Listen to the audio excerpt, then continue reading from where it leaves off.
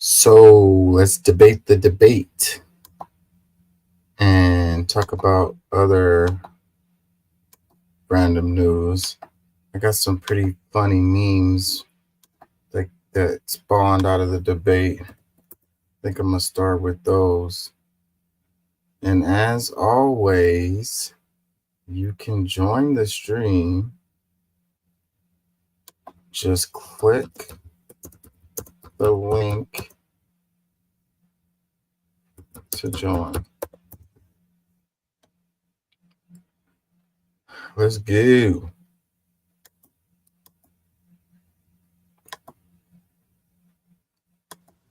Don't take my word for it. Look that mess up, please.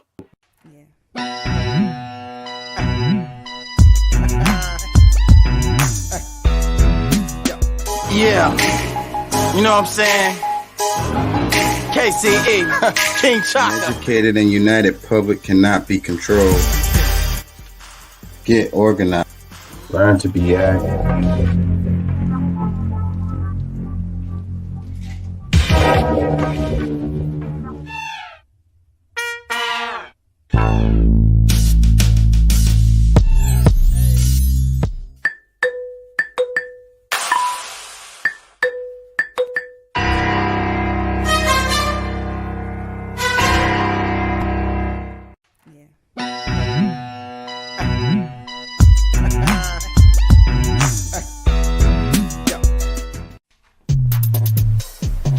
Looks like we got us another hit. Hey, how y'all doing out there? How y'all feel? Remember, an educated public cannot be controlled. Learn to be active. The views and events expressed here are totally whack and are not necessarily the views of anyone. ¿Cómo estás? Bien, bien, bien. ¿Podemos ayudarnos más? Sí se puede. And don't take my word for it. Look that mess up, please, for your own benefit. Ja. Anywho, I apologize for not producing a lot of content lately. I've been focusing on school. I'm trying to get up out of there, man. So y'all gotta understand. I was doing homework all day today. Literally, I was off and I was doing homework for like 7 hours straight. It is what it is, y'all. I'm still here for y'all. Still got energy for y'all. I don't have no energy for editing, but I can get up here. Let's see. I want to start with something funny.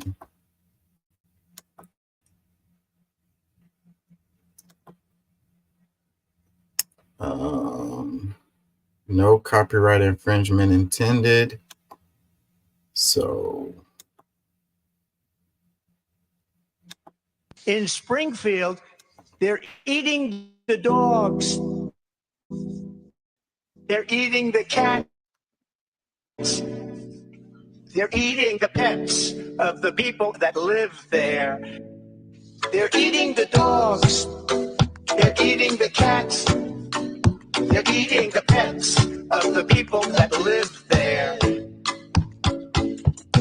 People of Springfield, please don't eat my cats.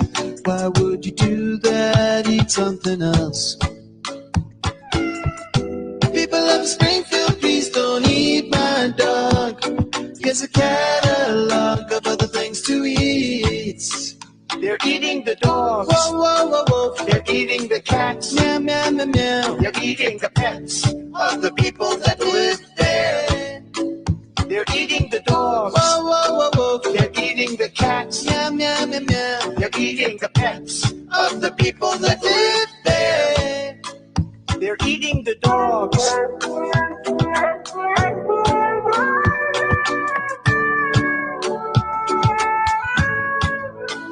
They're eating the cats.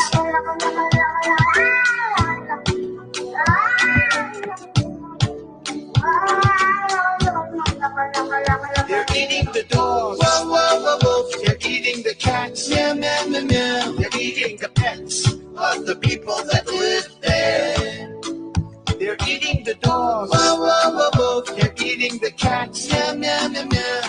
eating the pets of the people that live there. in Springfield. They're eating the dogs, the people that came in. They're eating the cats. They're eating the pets of the people that live there. And this is what's happening in our country. In Springfield, That was extremely creative and very funny. The look on the dog's face at the end is hilarious. I saw a meme and it was a dog. He was like, he ran away from the screen. I don't know how they did it, but pretty cool. I think no matter what side you're on, I think you can appreciate. Hopefully, you can appreciate that.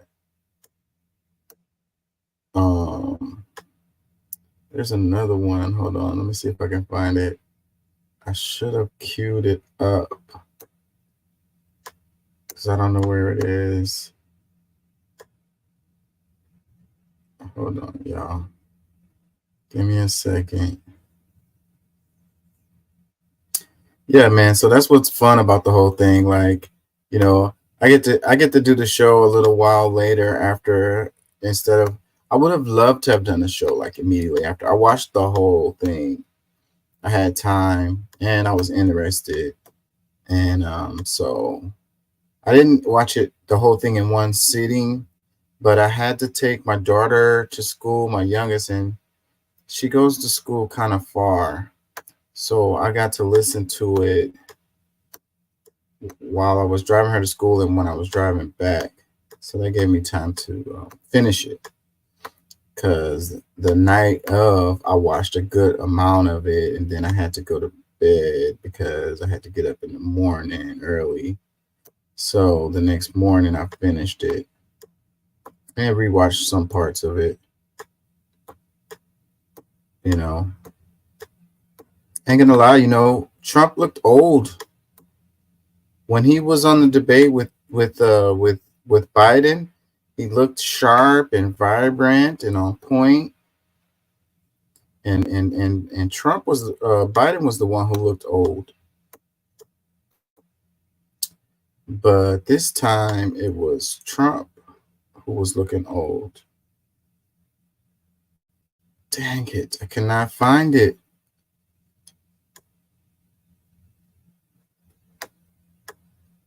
There was another meme like that one where they were.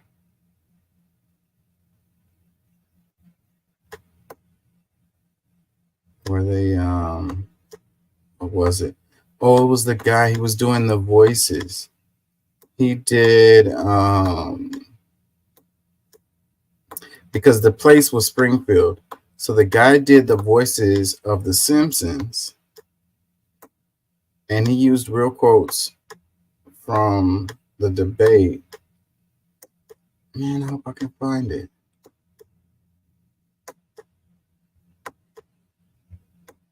And it was freaking hilarious. Pretty sure I shared it because I was like, because at first I was thinking maybe I can't share this, but because, you know, the Simpsons, but it wasn't the actual Simpsons. It was a guy doing the voices, but he did the voices so good that it, you know, it sounded exactly like the Simpsons. So that's what made me nervous. And I was thinking, man, I don't know if I could share this.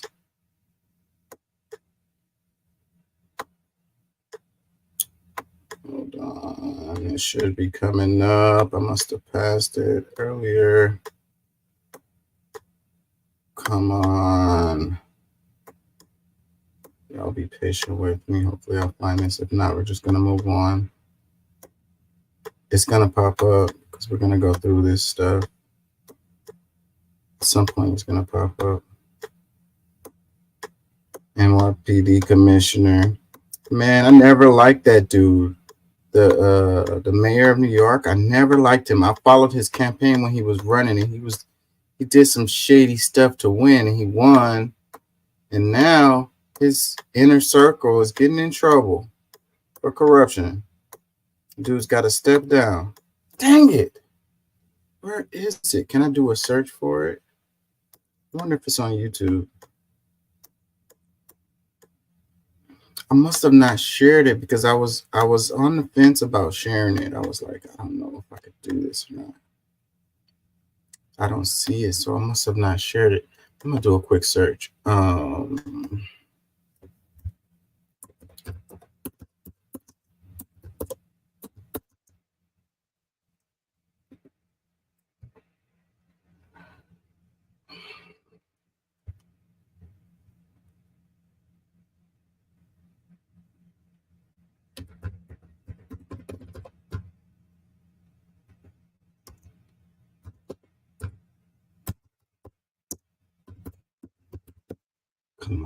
Come on. Let's see. This one was funny too. That's the actual guy from The Simpsons. He did a little deal. But no, it's this guy. I followed him on Instagram. What is his name? He's not popping up on YouTube. Let's play this one while I search some more.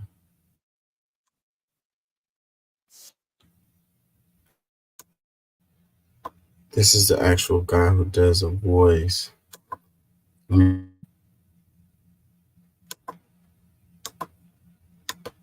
It's taking too long. Springfield Police, Chief Clancy Wiggum speaking. How can I help you? People are eating dogs? What do you mean, like hot dogs? Oh, cats. Mr. Katz is eating hot dogs. Nah. People are eating dogs and cats. People are eating dogs and cats in Springfield. Are they good? That's the important question. That's what's important. You know. Where is this? What I'm looking for? Oh, I hate that when this happens. Because I really want this. Following. It's not going to pop up because it's too many.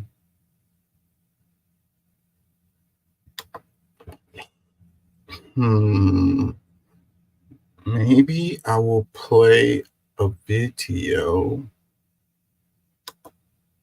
and while I look for this. I was watching a lot on philosophy this week.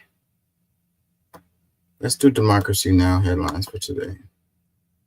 Welcome to Democracy Now!, democracynow.org, The War and Peace Report. I'm Amy Goodman. Israeli strikes have killed at least 40 people across Gaza today, as UN Secretary General Antonio Guterres is once again calling for an immediate ceasefire following Israel's massacre at the UN-run Al-Jawni school, which killed at least 18 people Wednesday, including 6 UN workers, the deadliest day in UNRWA's history. The World Health Organization said Thursday it had evacuated about 100 people in need of medical treatment from Gaza to the United Arab Emirates and called for regular evacuations to resume after Israel's assault decimated Gaza's health system. This is a cancer patient awaiting evacuation. I'm suffering from Hodgkin's lymphoma, and this type of cancer spreads very quickly. In 1 or 2 months, it spreads throughout your entire body, unlike other types of cancer. My trip was extremely tiring, and I came here to the south so I can travel and get treated outside the country by God's will. In related news, the WHO says a quarter of Palestinians in Gaza wounded by Israel's ongoing assault have life-changing injuries. The UN is warning the Palestinian economy, which was already devastated before October 7th due to Israel's occupation and blockade, is in free fall and could completely collapse. The body of Ayşenur Ezgi Egi, the 26-year-old Turkish-American activist who was killed by Israeli forces in the occupied West Bank during a peaceful protest, has arrived in Turkey ahead of her funeral. On Thursday, Ayşenur's father, Mehmet Suat Egi, praised Turkey for investigating the killing and called on the U.S. to do the same. Amerika biraz değişik bir ülke. America is a different country. When there is injustice or torment towards its citizens, or they are killed in any country in the world, it lands on that country like the eagle on its emblem. But when the subject is Israel, there is more of an effort to dodge it. But I want to believe that people will listen to their conscience. Earlier this week, the Washington Post published an investigation corroborating eyewitness accounts that the protests Ayşenur Ezgi Egi had been taking part in were already over when Israeli soldiers opened fire, killing her. Meanwhile, 3 top Democrats from Ayşenur's home state of Washington, Senators Maria Cantwell and Patty Murray, and Congressmember Pramila Jayapal, called on the Biden administration to investigate her killing. On Wednesday, hundreds of people gathered at a Seattle beach for a vigil honoring the recent University of Washington graduate. A North Dakota judge struck down the state's near total abortion ban on Thursday, ruling North Dakota's constitution ensures the right to an abortion before fetal viability. While the ruling's a major victory for abortion rights, North Dakota no longer has any abortion clinics after the overturning of Roe v. Wade triggered the state's ban. If the ruling is not overturned in an appeal, or the state legislature does not pass a new ban, North Dakota could join Minnesota as a haven for patients seeking abortion care in the Midwest. Some 33,000 Boeing workers in Washington state and Oregon are walking off the job after overwhelmingly rejecting a new contract. It's Boeing's first strike in 16 years and will halt production on most of its aircrafts, including its troubled 737 MAX. Workers are seeking pay raises of 40%. The tentative agreement only pledged to raise wages by 25%. In related news, hotel workers in Boston, New Haven, and San Diego have launched the second wave of a phased strike that started at hotels around the United States on Labor Day. A federal jury in Florida has found members of a Pan-Africanist group guilty of conspiring with the Russian government to sow discord and interfere in U.S. elections. Activists with the African People's Socialist Party face up to 5 years in federal prison. They plan to appeal. Prosecutors argued the group's activities were not protected by the First Amendment since they were done at the direction of a Russian operative named Alexander Inovov. The defense argued the government aimed to censor the group after members criticized U.S. foreign policy. Jurors acquitted 3 of the activists, known as the Uhuru 3, on a more serious charge of acting as agents of a foreign government. Attorney Mutaki Akbar spoke after the verdict. We had 12 people from this community that probably don't agree with most of the stuff that they heard, but understood their right to do it. 1, and their 2, their sovereignty in doing so, that they were doing it on their own behalf for African people. So I think that sends a message to the government that these political prosecutions probably won't work. To see our interview with one of those on trial, Omali Yeshitela, chair of the African People's Socialist Party, about the trial of the Uhuru 3, visit democracynow.org. A judge in Georgia has dismissed 2 more charges against Donald Trump and 1 charge against some of his co-defendants in the state's 2020 election subversion case. Trump now faces 8 charges in the racketeering conspiracy, down from the original 13. In other Trump news, the former president says he will not take part in any more debates against Kamala Harris before the election. In Springfield, Ohio, a bomb threat on Thursday prompted authorities to order the evacuation of City Hall and several municipal buildings. Mayor Rob Roos said the threat came in an email from someone who cited frustration over the city's resettlement of Haitian immigrants. This comes after Springfield city manager denied false racist claims made by former President Trump and vice presidential candidate J.D. Vance that Haitian immigrants were eating people's dogs and cats. Several Democratic senators have criticized the Biden administration's move to send $1.3 billion in military funding to Egypt, citing widespread human rights abuses by the authoritarian government of General Abdel Fattah al-Sisi. A portion of the money, less than a quarter, was conditioned on Egypt improving its human rights record. On Thursday, Connecticut Senator Chris Murphy wrote, quote, "It's no secret Egypt remains a deeply repressive autocratic state. I see no good reason to ignore that fact by waiving these requirements," he said. This comes as press freedom groups are demanding Egyptian authorities drop all charges against 4 journalists recently detained and held incommunicado. The disappearances of Ashraf Omar, Khaled Mamdouh, Ramadan Guida, and Yasser Abu Ella have sparked fear and trauma among Egyptian journalists. At least 2 of them have allegedly been tortured. In Nigeria, people are searching for their loved ones after major flooding killed at least 30 people, submerged entire neighborhoods, and displaced tens of thousands of people in the Northeast. I have one son, and I have not seen or heard from him in 3 days. We got out on Tuesday after the flood overpowered us. It was really hard for us to get out, but thanks to the soldiers who helped us to safety. Right now, we are still searching for my son. No headway yet. We pray to God to help us in this situation.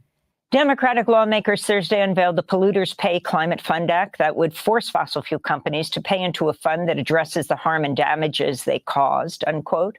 In related news, pressures mounting for the Biden administration to cancel all new liquefied natural gas export licenses after a judge recently lifted a pause on new LNG export approvals, and after a new study found that LNG has a 33% greater greenhouse gas footprint than coal.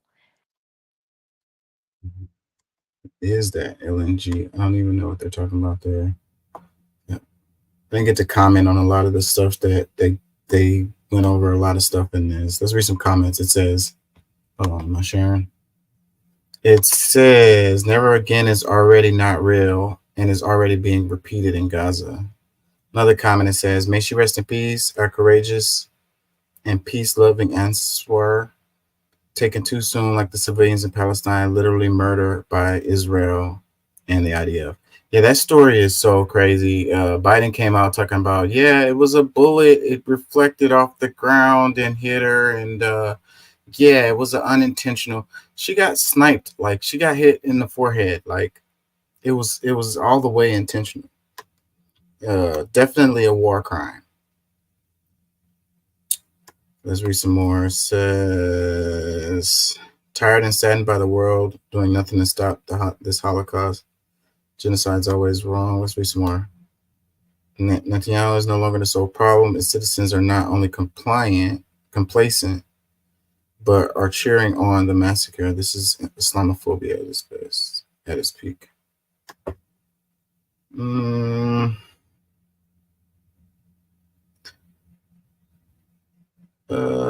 All the comments tend to be that.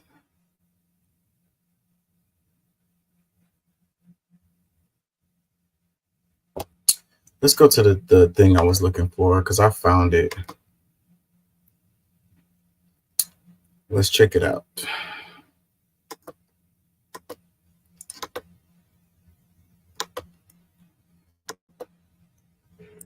Yeah, I'll check this out.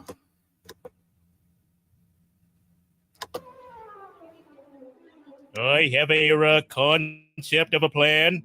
Why in Springfield they're eating the dogs, the people that came in here. They're eating the cats. They're eating the pets, the people that live here. Yeah! Now she wants to do transgender operations on illegal aliens in prison! I got involved with the Taliban! And then I read that she was black. Either way, it's okay with me. Execution after birth. It's like 4 sentences, like run, Spot, run.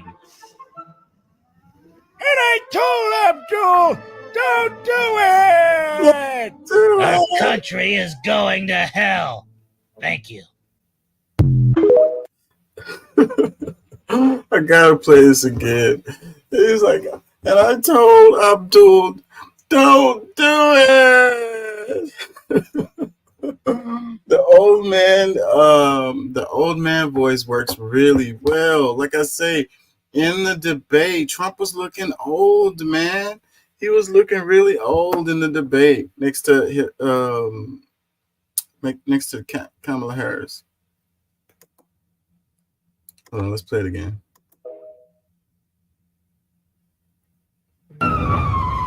No! I have a concept of a plan. That one had me yoked up when I first saw this. It was like, I have a concept of a plan. And it's perfect because that's the mayor of Springfield character from The Simpsons. So he's a politician. And he says stuff just like that. Like his character says things like that in the show. So that fit really well. Like that totally could have came out of The Simpsons. Dude, why in Springfield they're eating the dogs, the people that came in here. They're eating the cats. They're eating the pets, the people that live here. Of the people that live here. Yeah! Now she wants to do transgender operations on illegal aliens in prison! I got involved with the Taliban. And then I read that she was black. Either way, it's okay with me. And I read that she was black. Either way, it's okay with me. Yeah, man. Execution after birth. That guy, he's the doctor in The Simpsons. So It's like 4 sentences, like run, Spot, run. And I told Abdul, don't do it! Our country is going to hell. Thank you. Man. And I told Abdul, don't do it. That's the best one right there. Hands down the best one. And I told Abdul, don't do it. Anyways, you know, usually I share stuff that's a lot more serious or whatever. So then that's probably why I didn't find that one in my thing. It was, I think I shared it to my story. And that's what I do. The stuff that's like less serious or whatever, I share to my story. So anyways, when I was searching for that other one, I found a couple of other ones that I want to share with y'all right quick.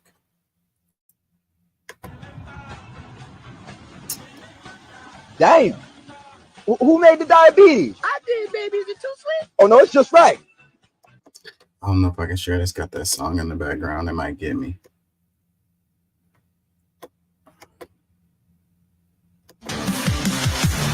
Another song. Freaking those AI generated images. Man, I like them. They're really scary though. Like, I love horror stuff. Those AI generated images, even when they don't intend on them to be creepy, they're creepy. It's like the AI hasn't figured out how to do stuff like fingers very well. Like the really intricate details that the AI kind of fails. And the failure makes it really creepy. Yeah, check this one out. Make sure you come home early. I can come home whenever I want. I'm a grown man. What are you doing? No.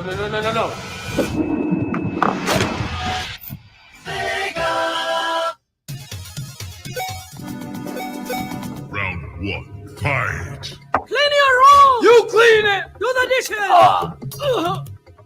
I'm calling child services! Not speak English! Listen to your mother! I pay the bills! Get over here! Finish him. Arrest! Marriage! Not my cousin! Oh! Fatality. Come home early. Yes, ma'am. Oh. One of the funniest memes I've seen, like in creative things I've seen on the internet in a while. Like, this guy makes good stuff, but this one right here is too good. Way too good. Like, over the top good. Like, it's his own culture he's making fun of. So, you know, that's where it gets a pass. But, you know, if someone else did it, then it probably would come across, you know, kind of crass or whatever. But he's making fun of himself. So, you know, it's like in her fatality is arranged marriage. And then he's like, not my cousin. Hilarious. Let's play it one more time. Hey, Mom, I'm about to go out. Make sure you come home early. I can come home whenever I want. I'm a grown man. That look on the face. What are you doing?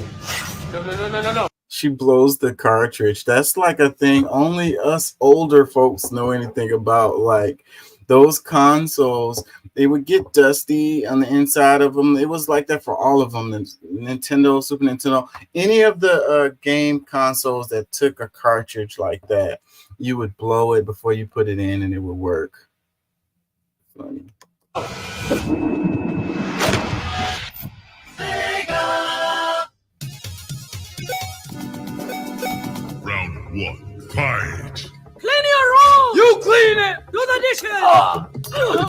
the motions, the body motions that they do is really good. Like it's what it was like for those games. The range of motion was really limited, and so but Mortal Kombat had a certain style with their even though they had the limited. That's what made, I think, Mortal Kombat, one of the reasons why it made it popular was because they were able to use, you know, the limited memory. That's how they ended up with the Shang Tsung character. I was watching one of the behind the scenes deals, and it was like they just didn't have enough memory to create another character. So they made one that switched to all of the other characters, and you know, it was just a creative way to use the limited space. So, but this is the same thing with the range of motion and the way that they could move, because again, limited, you know, space. So, but then they gave it like a style, and the way that these people are moving in this meme is just how they did in the game. It's really fun.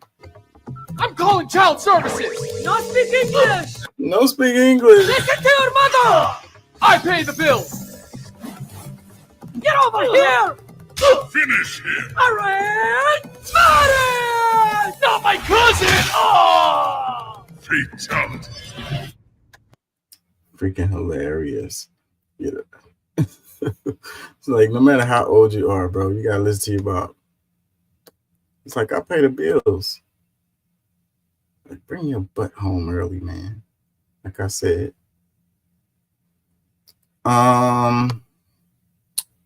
Let's do some random news before we go into the clips.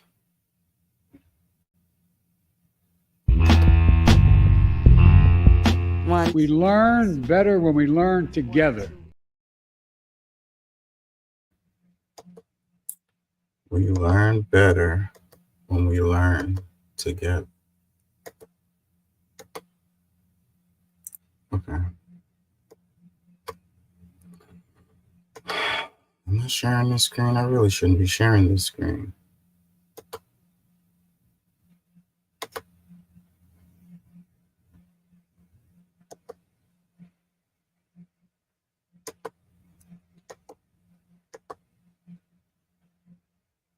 Yeah, don't send me no random ass emails. I'm not gonna see them anyways. I get thousands of emails, so I don't check them. What happened to the freaking story? Oh, here it is.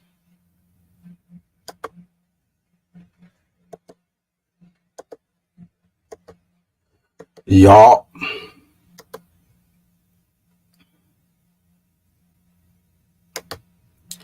All right, check it out. Florida, 17-year-old stabs and kills mom 1 year after he killed his father. What a psychopath. Where's the story? Oh, they're going to make me.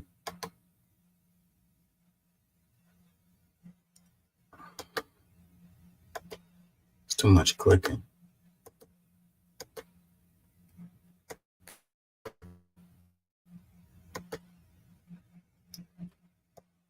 Crazy dude.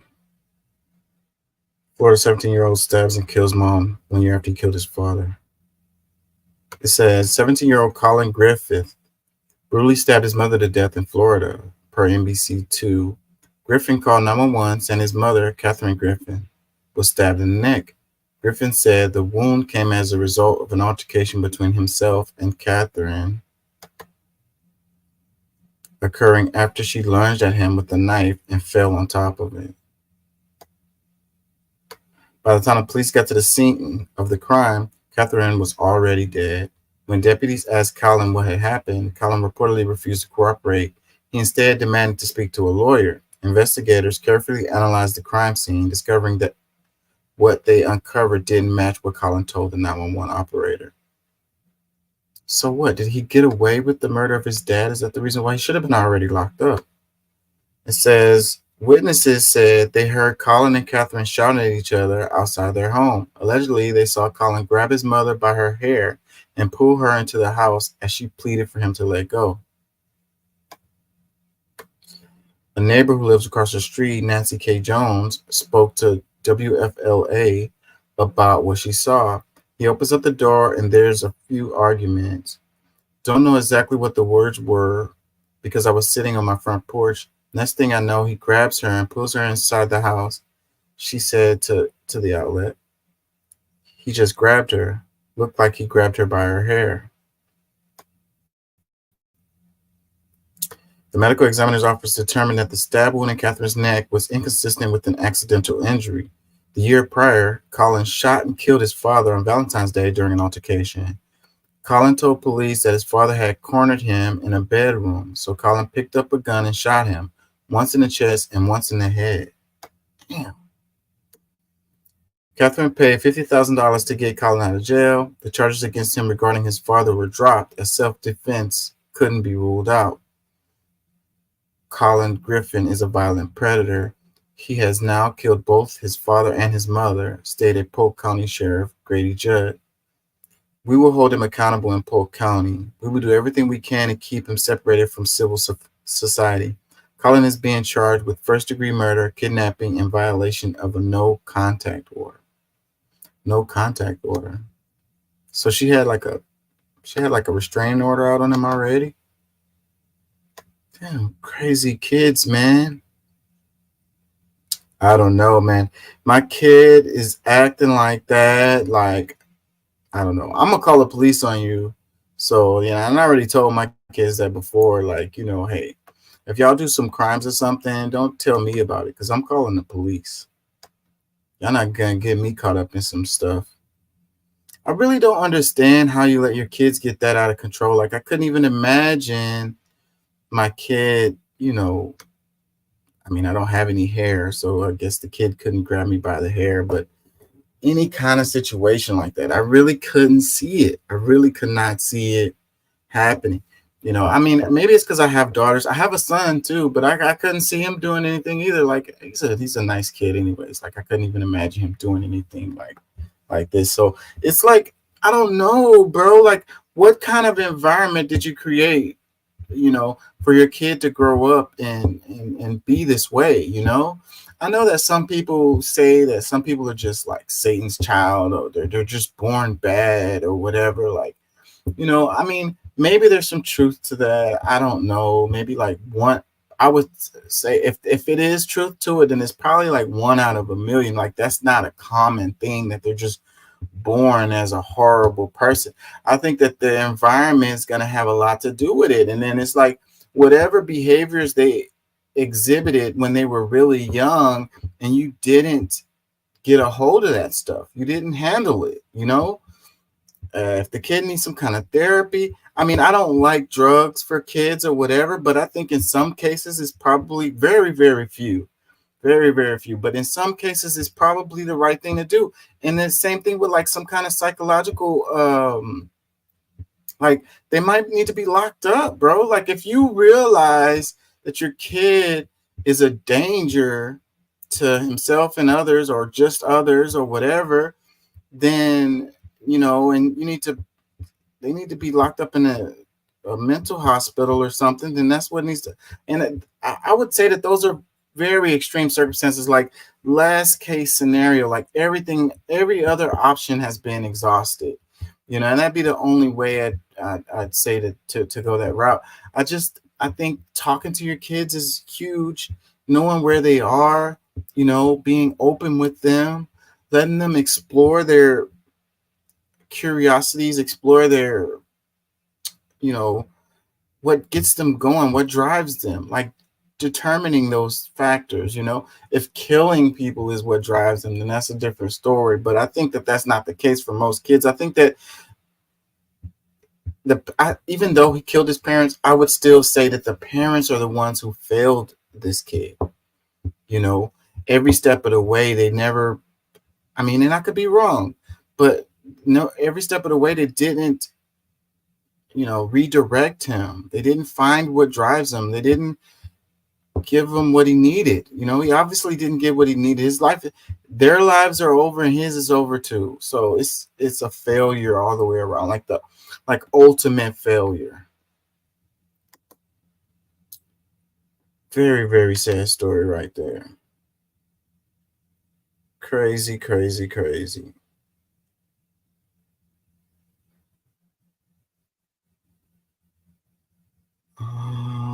Let's do this one that's a little lighter.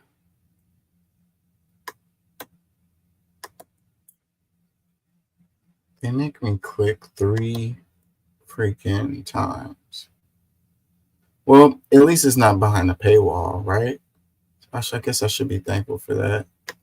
It's like everything is behind the paywall now. It's just like, you want to read our stories? I get it though. They're suffering. They're struggling. They're competing with all of it. There's so much competition, and it's so hard to make money with the newspapers, magazines, or whatever. I'm sitting here using their stuff for free right now for my show. It says, be alert, freezing weather is coming. Texas temperatures soon to be in the low 30s to 20s. I think a lot of us will be happy to have those cold temperatures. And we don't like to be cold here in Houston because we're hot all year round, and we don't even have proper heating technology because we don't freaking have to deal with it very much. But it's been a long hot summer. I'm about ready for a break from the heat. It says the Texas heat has truly been challenging this summer. The smoldering heat in the Gray State reached numbers so high that records were broken, and the heat index in Texas was just miserable. Like most Texans, we're over the heat and summer days, and according to KXA9, that request might be coming quicker than Texas could imagine. It's only September. We don't normally see any kind of cool weather until December. Our summer goes into October. KXA9 explained that a cold front will move through central Texas over the weekend and will be one of the coldest and strongest of the season. Recently, the weather in Texas has been delightful, but temperatures have been defined to get as low as 32 degrees and even colder very soon in the Gray State. According to statistics, hard freeze usually happens when temperatures drop 28 degrees or below, and you can see frost with the air temperatures in several degrees above freezing. Texas needs to keep its eyes open to severe freezing weather. That way, Texans can properly prepare. In the last couple of years, the first freeze in the Gray State usually takes place in November, December, like I said, or January. But October could be promising, and that's the thing. We're never prepared. We don't know how to drive on frozen, icy streets. Our pipes and our infrastructure is not designed to deal with really cold weather. So yeah, if we have extended freezes, it turns into a problem. A couple years ago, we had a pretty hardcore freeze, and all the lights went out for a week. It says, of course, the weather can always decide to shift, and cold weather or freeze might not even be an option. But as of right now, Texans are told to grab their coats and be prepared for cold weather. It seems winter may be on its way. I hope so. I really do.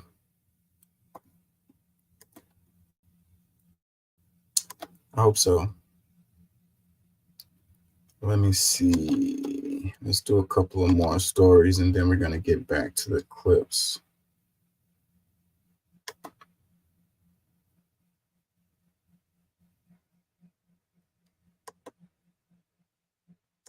This story right here.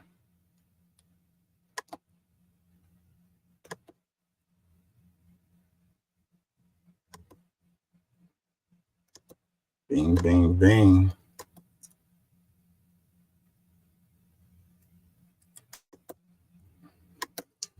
Check it out. It says day two of Gerald Goins' murder trial. State drilling down on initial 911 call that got things going. Juror excused from Gerald Goins' murder trial. If I'm not mistaken, this is the police officer, disgraced police officer. There's a video. Yeah, this is the guy I'm thinking of.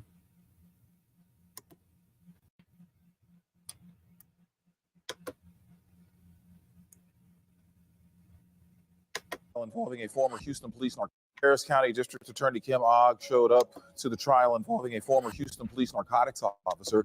Gerald Goins is accused of executing a no-knock warrant where 2 people and their family dog were killed on Harding Street in 2019. KPRC 2's Mario Diaz joining us now live from the Criminal Justice Center in downtown. And Mario, testimony centered around 2 officers that deadly night. Yeah, it did. And they really wanted to drill down as to exactly what took place leading up to the deadly raid itself. Listen, today was a very busy day here in that courtroom right behind me. 3 big takeaways. Let's start with what happened before we even heard testimony. You had a juror get dismissed.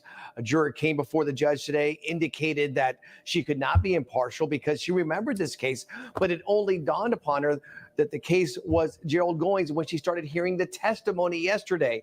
So that juror was removed. So we're now down to 3 alternates.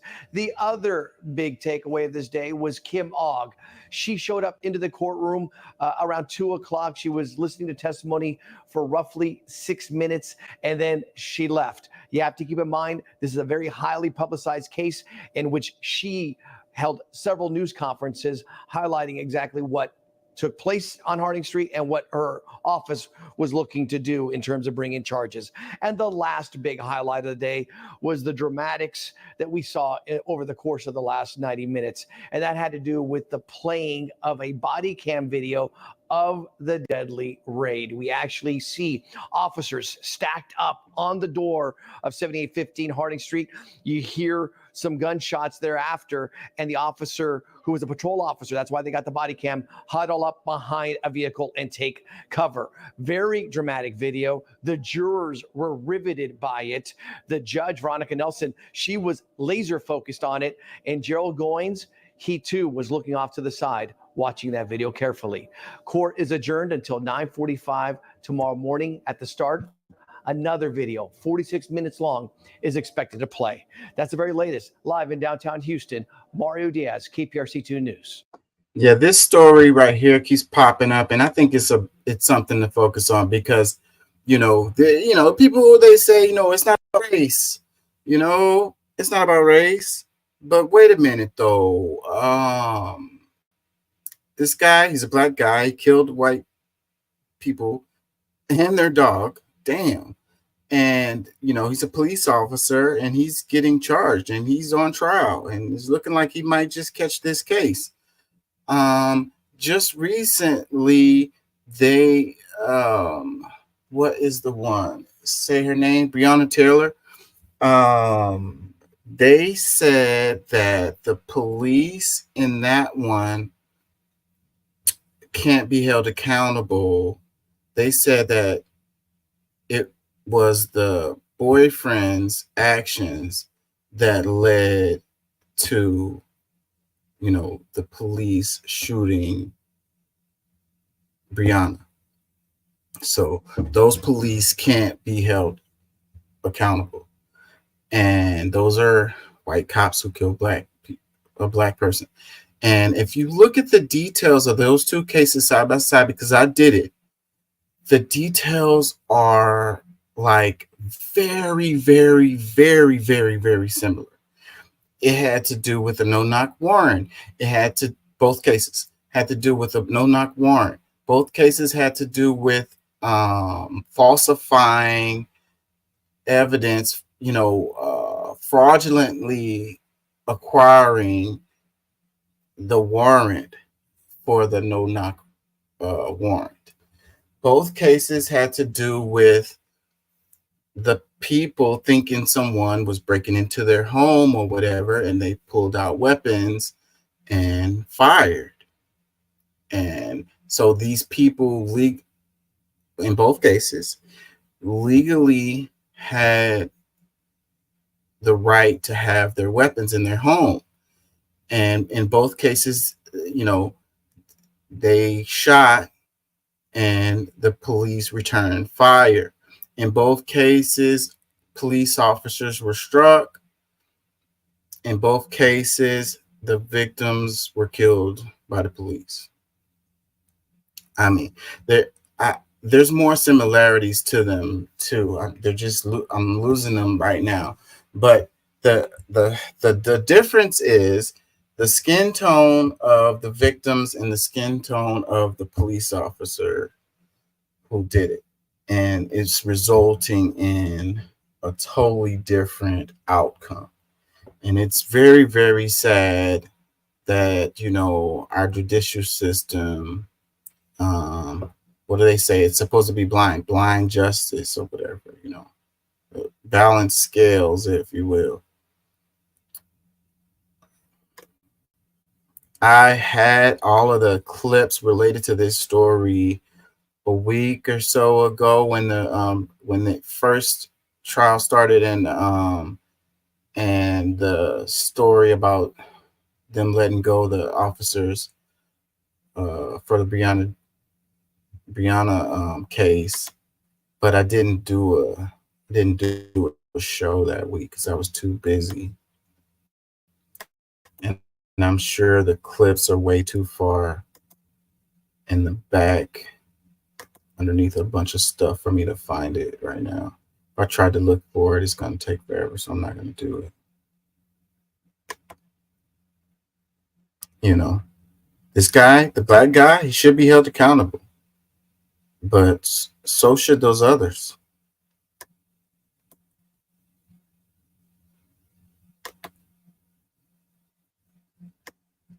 And then they're talking about full immunity for the police officers. So in these cases like this one, would they give the cops full immunity? Do they deserve to have immunity when they do stuff like this? Fraudulently acquiring a warrant, then doing a no-knock warrant. These people don't know that it's freaking police at the door. See, that's the reason why I don't like guns. People want to call me crazy or whatever, but them having the people who were killed in both cases, having the guns is what led to the escalation of the situation. If they didn't have guns, on one hand, you would say, okay, what if it was a robbery and they didn't have guns and they, the people just come in and kill them anyway and take their stuff? That's a fair argument. I ain't gonna lie, that's a fair argument. But that wasn't the case in these cases. And I think that happens a lot, where just having the weapon present escalates the situation into a life or death situation where it wouldn't have been otherwise. Because otherwise, the police would have came in and did whatever they were going to do, but hopefully nobody would have died because no one was shooting.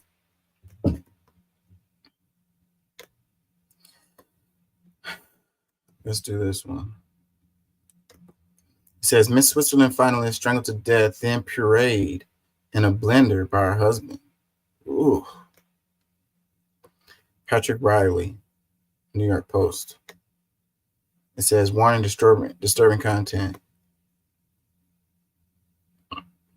Former Miss Switzerland finalist was strangled to death and savagely dismembered by her husband, who then pureed her remains in a blender. Swiss officials revealed. How the hell did he get her? He cut her up into little pieces and then put her in a blender? Wow. Imagine what kind of mess that was. Christina Jaksimovic, 38, was found slain in her home in February in Benningen, near the city of Basel in Switzerland. Her 41-year-old husband, who was referred to as Thomas in local media reports, was taken into custody but had appealed for his release, which was rejected on Wednesday by the country's federal court in Lausanne after he confessed to the killing. Those names are tripping me up. They look like a happy couple in this picture. Looks like a happy young couple.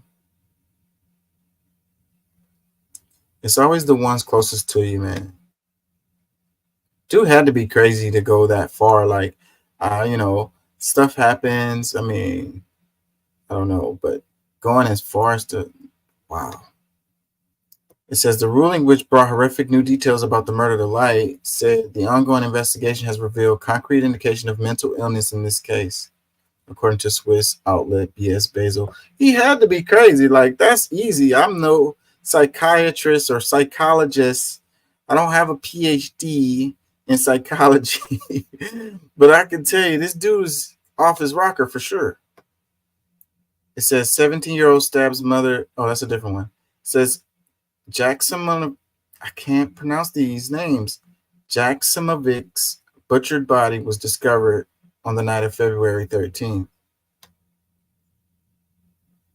The model's husband and father of their 2 daughters admitted that he killed her in March, but said it was to protect himself after she had previously attacked him with a knife. So he was protecting himself. He killed her, and then he decided to blend her. Dang, they had 2 kids together. They just lost both of their parents. It says, however, medical experts found no evidence of self-defense and identified her cause of death as strangulation. Jacksomovic's body was then dismembered with a jigsaw knife and garden shears, according to an autopsy report obtained by the outlet. So, like, how far did he get into the process of blending her before they said they found her remains? Did they find blended remains, or was it still pieces left? He was doing like a little bit at a time, had to take care of the kids and stuff. Kids are like, where's mommy? I wonder, how old are the kids? Did they say? Go and feed the kids dinner and then go back to his work of, because that had to be some labor intensive work. Oh, it looks like they're little kids, babies. Several of her body parts were then chopped up with a hand blender, pureed, and dissolved in a chemical solution, according to the report. This dude must have been watching Breaking Bad. Thomas was arrested the day after her body was found, initially telling investigators the month prior that he had found her dead and dismembered her body in their laundry room in a panic. Crazy. Crazy. You don't panic and start blending someone. That's not a reaction to a panic. One of the kids is old enough to, actually both of them are old enough to be aware. Thomas showed a noticeably high level of criminal energy, lack of empathy, and cold-bloodedness after killing his wife and trying to cover it up, prosecutors said in Wednesday's update. Yeah, a noticeably high level of criminal energy. Yeah, cutting somebody up and then trying to blend them, that's a whole lot of energy right there. Like he thought about it and then started doing it, and then like that's labor intensive. It said prosecutors also revealed that he had strangled his wife before. A former partner also alleged he once grabbed the beauty queen by the neck and slammed her into a wall. So this dude apparently has a history of anger issues, and a lot of times like that's what it is with he probably did do it by accident. Like he just was one of those people who can't control their anger and just, went too far, abusive person. She should have left him a long time ago. I bet you there was a lot of signs that the dude was over the top abusive, especially they're saying that he had a previous person who, he was being abusive with. Jacksomovic was crowned Miss Northwest Switzerland pageant, and in 2007 was a finalist for Miss Switzerland, according to 20 Minuten. She later ran her own business as a catwalk coach and mentored model Dominique Renderknecht for the Miss Universe pageant in 2013. It's terrible. I'm really shocked. Former Miss Switzerland Christina Brigozzi, who was friendly with Joksimovic, told the outlet after she was killed. I'm thinking of her two daughters. She was such a beautiful and kind-hearted woman. Brigozzi said, Thomas was a successful entrepreneur and their family lived in a large home with a picturesque view overlooking Basel. They posed as a picture-perfect family on social media, according to 20 Minuten, with an Instagram post just weeks before Jaksimovic's death showing her and Thomas on a couple's getaway on Lake Lucerne. Yeah, a lot of people are faking those images and they look. That's why you can't trust the damn internet anyways. It's like, it's all fake. It's all fake. A lot of people are pretending to have this perfect life and, you know, they're rich and they have all of this stuff. And I'm like telling my daughter, like 99.9% of that shit is fake. Don't think these people who you think are rich are not, you know, it's just not. They're just not. I really just don't think that really wealthy people take Instagram photos like that, you know, like trying to make people, because, you know, if I had money, I would be worried about somebody coming and trying to rob me or kill me or something like that. Like, it wouldn't be smart posting your locations and pictures of your house or whatever, where you are on vacation, unless it's after you're done. I don't know, man. Bunch of fakeness. But yeah, they looked happy in this picture. You never know what's going on behind the scenes. You never know what's going on in people's households. You never know what's going on in their mind and in their heart. Really sad. These kids just lost both of their parents. They're freaking orphans. What a sad and disturbing story.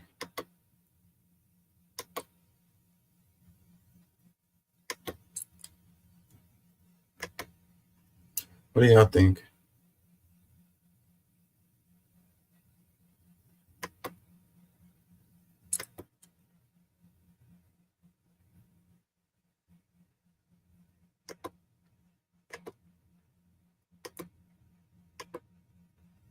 I'm going to get on to the other stuff here really quickly, y'all. So I'm going to do these two more and then we're going to move on. It says, Georgia judge dismisses 2 criminal counts against Trump, court filing shows. So they dropped the 2 cases, two of the Georgia cases for him. Reuters says, a Georgia judge on Thursday dismissed 2 criminal counts in the U.S. state's 2020 election interference case against Republican presidential candidate Donald Trump and 1 other count against allies of the former president. Fulton County Judge Scott McAfee found that the state's prosecutors did not have the authority to bring those charges, which related to the alleged filing of false documents in the federal court. McAfee allowed the remainder of the case to move forward, including 8 charges against Trump. Trump and the 14 co-defendants have pleaded not guilty to racketeering and other charges stemming from what prosecutors alleged was a scheme to overturn Trump's narrow defeat in Georgia in the 2020 election. The case has been on hold since June while Georgia Appeals Court considers whether the lead prosecutor, Fulton County District Attorney Fannie Willis, must be disqualified over alleged misconduct tied to a romantic relationship she had with a former top deputy. Arguments in the appeals court are scheduled for December, meaning the case will not progress before the November 5th election when Trump faces Democratic Vice President Kamala Harris. A separate federal case Trump faced for his efforts to overturn his election defeat nationally has also been slowed dramatically by the U.S. Supreme Court's ruling that found the presidents have broad immunity from criminal prosecution. Thursday's decisions related to allegations that Trump and his allies assembled a slate of fraudulent presidential electors and filed a civil lawsuit challenging the election results that contain false claims. The ruling means that 5 of the original 13 criminal counts against Trump in the indictment obtained last year have now been tossed out. McAfee in March dismissed 6 other counts, including 3 against Trump. Trump's lawyer, Steve Sato said in a statement that the ruling showed that Trump and his legal team have prevailed once again. The spokesperson for Willis' office did not immediately respond to a request for comment.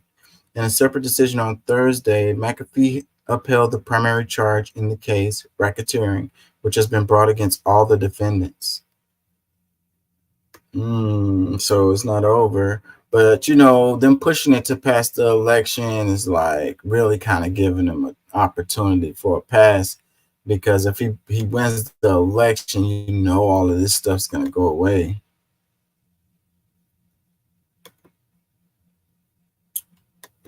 So they're trying to give him a break.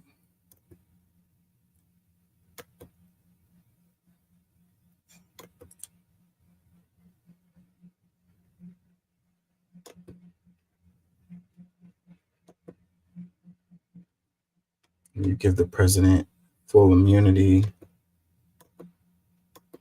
So then he's going to get to do whatever he wants to do.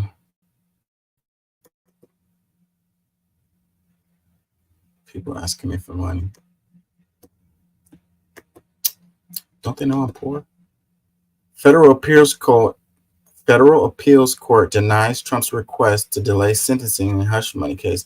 Now, this is interesting right here, because see, this one, the sentencing is going to happen before the election. It says by Kara Scannell, CNN. Wish that would stop popping up. A federal appeals court on Thursday denied former President Donald Trump's effort to delay his sentencing in the criminal hush money case because the state's judge overseeing the matter already postponed the date. In light of the state court's adjournment of sentencing until November 26, 2024, it is hereby ordered that the motion for an emergency administrative stay is denied, a three-judge panel of the Second U.S. Court of Appeals wrote. Trump asked the New York-based appeals court to get involved after the federal judge denied his request to move the state case to federal court. While the case was on appeal, New York State Judge Juan Merchan, who oversees the state case, agreed to move Trump's sentencing, then set for September 18th until after the November presidential election, in part to avoid the appearance of aiding one political party or another. The former president's lawyers argued that even with the state adjournment, they wanted the appeals court to step in and put the case on hold until they can fully litigate their challenge to Trump's conviction on 34 counts of falsifying business records following the U.S. Supreme Court's ruling on presidential immunity this summer. Really just trying to stall until the election. Oh, that's it? Putting everything behind the paywalls, we're inundated with the ads anyway, so just give it to us and make us surf through the ads like these people are doing. Ads are annoying as hell, but I don't know. I'm not going to pay for no subscription for something I hardly ever read, or I can get the same information from somewhere else. I'm not going to pay. If I'm a fan of your outlet of what you do, then I'll pay for your subscription. Just to get like a news story, I don't want to pay for that.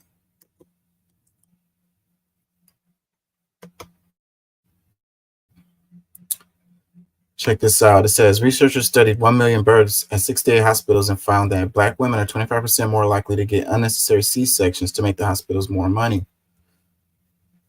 It says in a large study of nearly 1 million births at 68 hospitals in New Jersey, researchers found that obstetricians are more likely to perform unnecessary C-sections on Black mothers than white mothers. In fact, Black women overall were 25% more likely to deliver by C-section. C-sections fill the operations room up and cost substantially more than natural births. What a terrible story. I know a lot of women who have had C-sections, And I wonder how many of those weren't necessary. And then it's like, you're going to go with what your doctor says or whatever. You're not going to argue with them about it. You're thinking about the health of your child. You're thinking about your health. And you're like, if the doctor says, the C-section is the way to go, then you're going to go with that. Like, how, people don't have the expertise to be able to argue with the doctor about something like that. Like, what an unfortunate situation. And it's like, when you have a profit over people system, when you have the hospitals are running a business, the doctor basically is a business, the insurance companies, they're running a business and they want to make money. If everybody that came through had no problems and straight vaginal birth, and they're not making as much money as they could be making. So it's like every now and then somebody's number just comes up, probably. It's like, and you would think that it would be random. So, but then too, they probably think that the Black mothers are less knowledgeable of things and also less likely to push back against it. Because the mom could just be like, I want a second opinion. I'm gonna go to a different hospital or whatever. I want a different doctor, because I don't think this is right or whatever. Or they just have some suspects about it or whatever, And if they go to a different hospital, they go to a different doctor, then boom, there goes their money. They're not gonna make anything now. So I don't know. Maybe the message to mothers is to be like, call them on their bluff. If they're saying you need a C-section, then just be like, hey, I want to get a second opinion on this. I want to go see a different doctor in a different hospital and see if they say the same thing. And then if they're like, whoa, don't be too hasty. Let's read some comments. It says, they tried with my firstborn and I cussed them out mid-contraction and didn't get a C-section because my husband and I advocated for me to the point of no return. Second baby, I went to the birthing center, unmedicated water birth, all Black stuff, peaceful, quick, and healthy birth. Birthing centers was such a beautiful experience.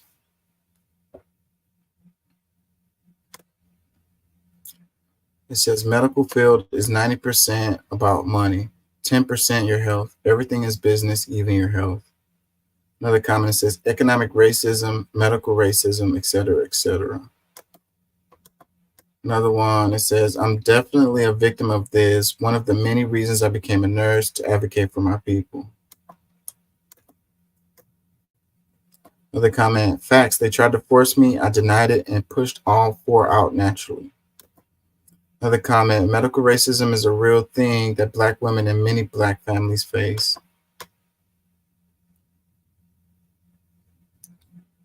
Another comment, yep, they tried with me and every Black mama I know. I wasn't having it. Be an advocate for yourself. Another comment, it says, educate yourself on your birthing rights and advocate for yourself. Who cares if they feel you're being extra hostile? It's your birth choice. Another comment, can't trust doctors, can't trust police, can't trust lawyers and judges, can't trust teachers, can't trust food. We've been living in a real life twilight zone. Another one, exactly why I was able to have a natural birth. My mother and boyfriend all advocated for me as well from beginning to end. I also informed them I was taking my placenta with me.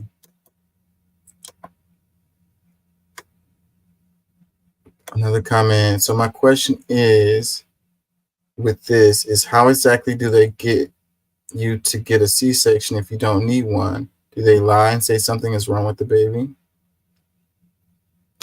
That's a good freaking question. Let's look at the replies. It says, for me, they said my son's heart rate was dropping, but I literally turned on my left side, told them to leave me the F alone, His heart rate went back to normal. I delivered him 12 minutes later.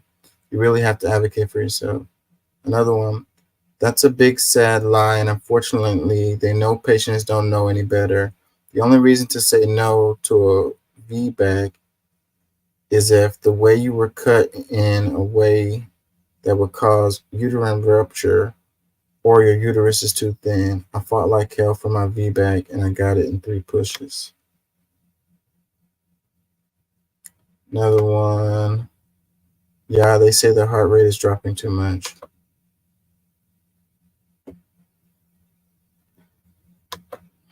It takes longer for the mom to recover from a C-section, than the vaginal birth too. It's so many things.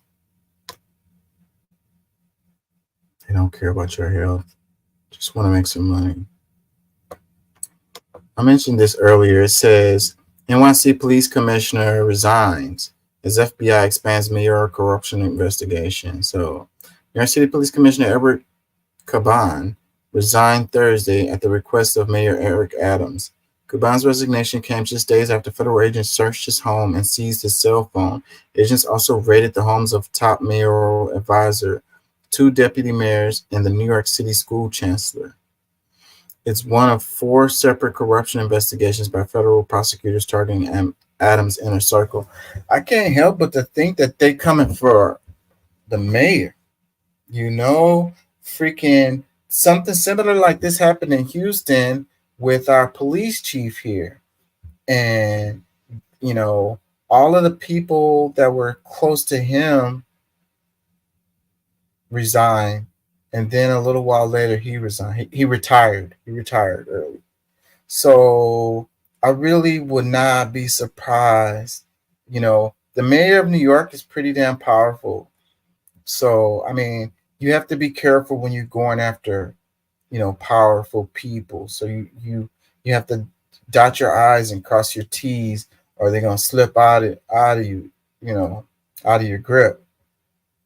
So, this looks like that. This looks like them crossing their I's, dotting their I's and crossing their T's and being really careful, And I can't help it. I don't like that guy. I really just don't like him at all. I don't like him. Mayor Adams, New York. I do not like that guy. He just looks, the look on his face, like, ugh. I wouldn't be surprised. And corruption in New York is not something that's like far-fetched or there's no precedent for it, There's lots of precedent for it. And then it's a big, huge city. So much money coming in there. So many people. So many opportunities for, shady dealings. Because it's so much going on that, it's really hard to keep track.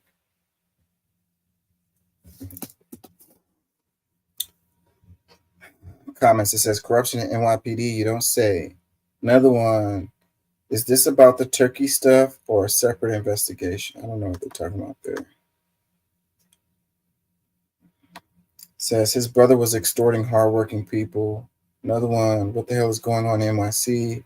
Another one, great start, but they have to get the ringleader, which Adams himself. That's what I'm saying. I'm willing to bet. I hate to sound like that, but if the people that are closest to you and they're doing shady stuff, they're corrupt as hell. What? You don't know anything about it? You're not involved in it? Like that's hard for me to believe.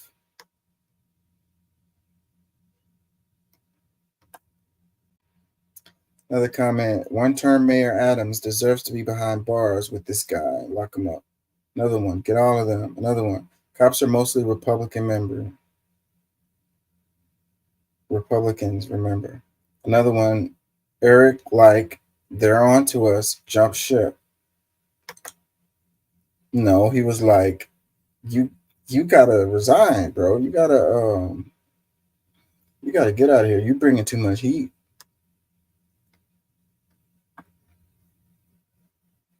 To make him look like he's doing his job. He wants to separate himself from them. Probably don't even talk to him no more. Like, bro, don't call my phone. Don't send me no emails, bro. I don't want to see you at the grocery store, bro.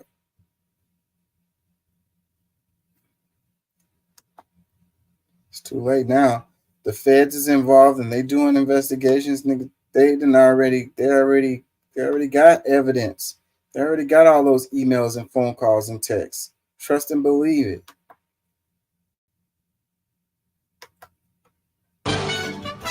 Good evening. It's great to have you with us on this Friday night. I'm Whit Johnson in for David.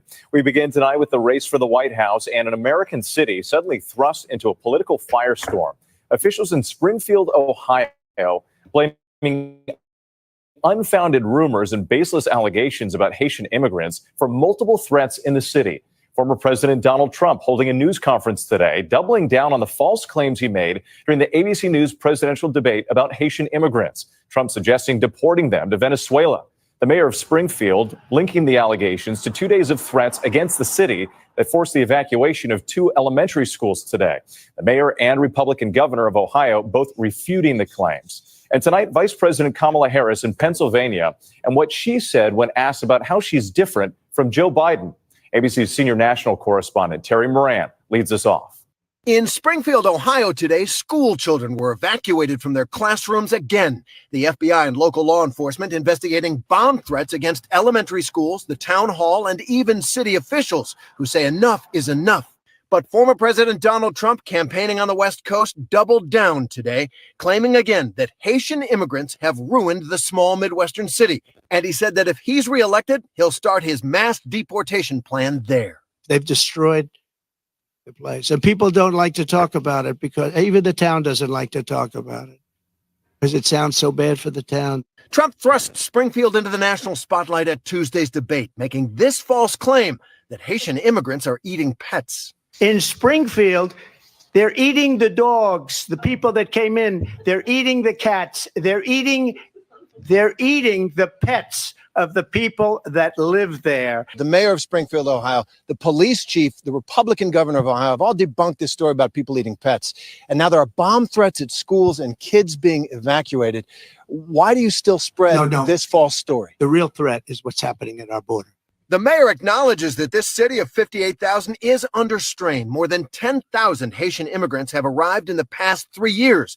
They're here legally under a Biden administration humanitarian policy. The mayor says his city needs help, not hate. Anybody on the national stage that takes a microphone needs to understand what they could do to communities like Springfield with their words. President Biden condemned Trump, saying Haitian immigrants are, quote, under attack in our country right now. Simply wrong. There's no place in America. This has to stop what he's doing. It has to stop. Vice President Kamala Harris has spent most of this week in the critical battleground state of Pennsylvania. Campaigning today, she has not answered questions about the situation in Springfield. What's your reaction to the bomb threats in Springfield? She sat down for an interview with anchor Brian Taff from our Philadelphia station WPVI, who asked how Harris can convince undecided voters. Some people have a question, given maybe your current role as Vice President of the United States, how different you are from Joe Biden. And so I wonder if there are 1 or 2 spots, policy areas or approaches where you would say, I'm a different person. Well, I'm obviously not Joe Biden. And, I offer a new generation of leadership, recognizing that at this moment in time, some of the stuff we could take for granted years ago, we can't take for granted anymore. For example, another plan that I have that is a new approach is to expand the child tax credit to $6,000 for young families for the first year of their child's life, because that is obviously a very critical stage of development of a child. And so my approach is about new ideas, new policies that are directed at the current moment. And also, to be very honest with you, my focus is very much in what we need to do over the next 10, 20 years to catch up to the 21st century. 52 days to go now until election days, and the candidates are going to hit those battleground states again and again. Kamala Harris, she'll be back in Pennsylvania next week, and Donald Trump, he's going to be in North Carolina and Michigan. Whit? Terry Moran on the campaign trail for us. Thank you. election year heating up. Did y'all have this on your all's bingo card? I doubt it. You know, what you say matters, man. You know, it has impacts. So, you know, these people who are, you know, sending bomb threats to Springfield, they're obviously crazy. I don't think that anybody on either side is going to really like condone that behavior. But you have to be careful what you say, because you can trigger these crazy people that's out here. You know, you have to take some accountability for your words, you know, especially when you're on the national stage, you're on the world stage. You can't just be repeating some random stuff that you saw on your news feed or whatever, you know, coming down your timeline or whatever. Like, the internet is full of stuff that isn't real. Like, you know, media literacy is a real issue, you know, and I think that older folks are the ones who struggle with it the most. You know, I think that the younger folks, you know, they know a lot of the stuff is not real, you know, even though they look at the rich people or people that appear to be rich and happy and they believe that. But I think that they naturally have a better media literacy than older folks. Older folks, it's harder for them to determine what's real and what's not, you know, when it's coming down their timeline, you know. And that's one of the points that come from the debate, is that Trump looked old, man. He looked old and out of touch in this debate. And those comments were out of touch. And they lead to stuff like this. So it says the mayor of Springfield, Ohio, says the city is receiving bomb threats, which he believes have been sparked by the unfounded rumors about Haitian migrants. It comes as former President Trump doubles down on the unproven accusations. So, and it's like, you know, there's been stereotypes about Haitians forever, you know. It's a thing. It's a real thing. And so it's really easy to kind of like say these kind of like stereotypical comments, and people believe them because people already have their preconceived notions of these folks.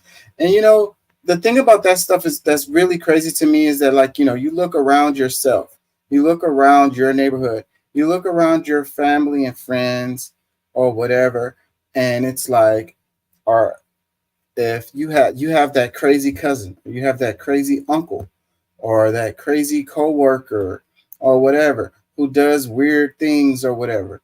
And if someone came to you when they was like, you know, they're your family member or they're your cousin or whatever, they're your coworker, they work with you, you must do the same stuff. And you would be like, that's crazy. You know, I'm an individual.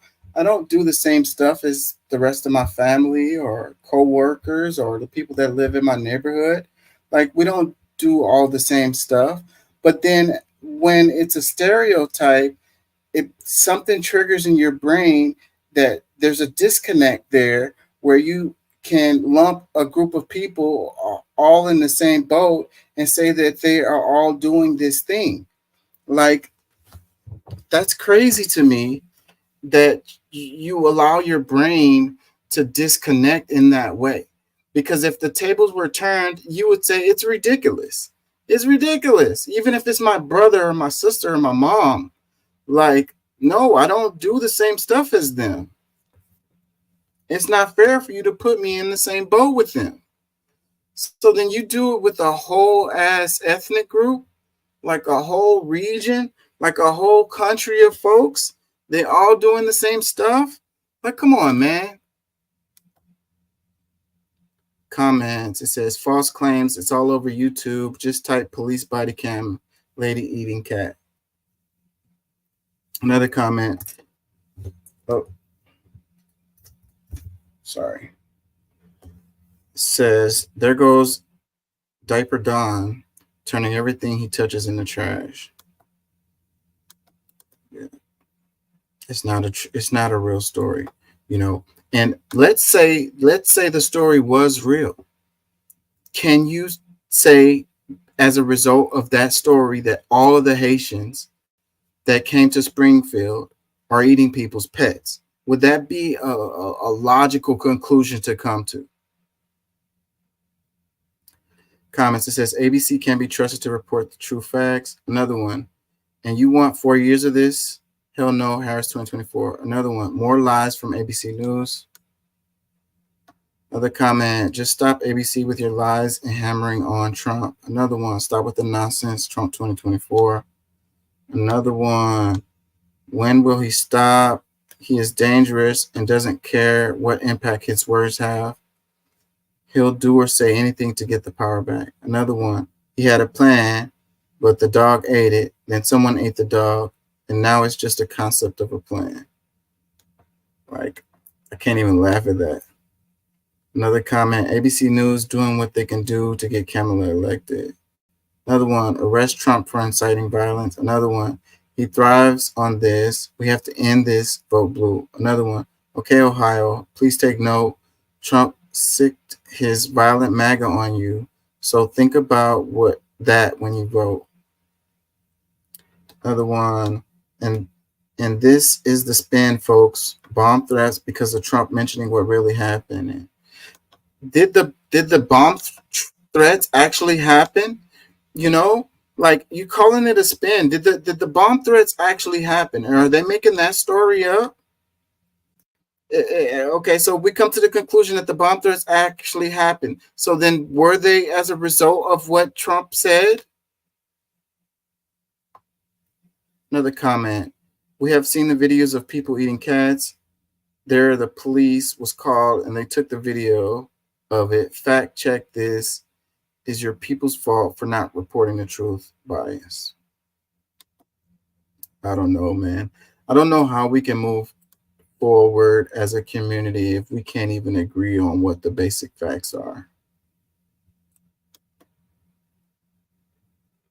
Let's look at this. It says Harris rise in polls spark wave of wealth transfer to kids. CNBC. It says the tightening presidential race has touched off a wave of tax planning by ultra-wealthy investors, especially given fears of a higher estate tax, according to advisors and tax attorneys. The scheduled sunset of a generous provision in the estate tax next year has taken on new urgency as the odds of a divided government or Democratic president have increased. Tax experts say under current law, individuals can transfer up to $13.61 million and couples can send up to $27.22 million to family members or beneficiaries without owing estate or gift tax. You know, this could be one of those fluff type stories. It just feels like one of them. You know, I don't know it to be true, but it feels like one of those fluff type stories where you're just kind of like making a story pretty much out of nothing.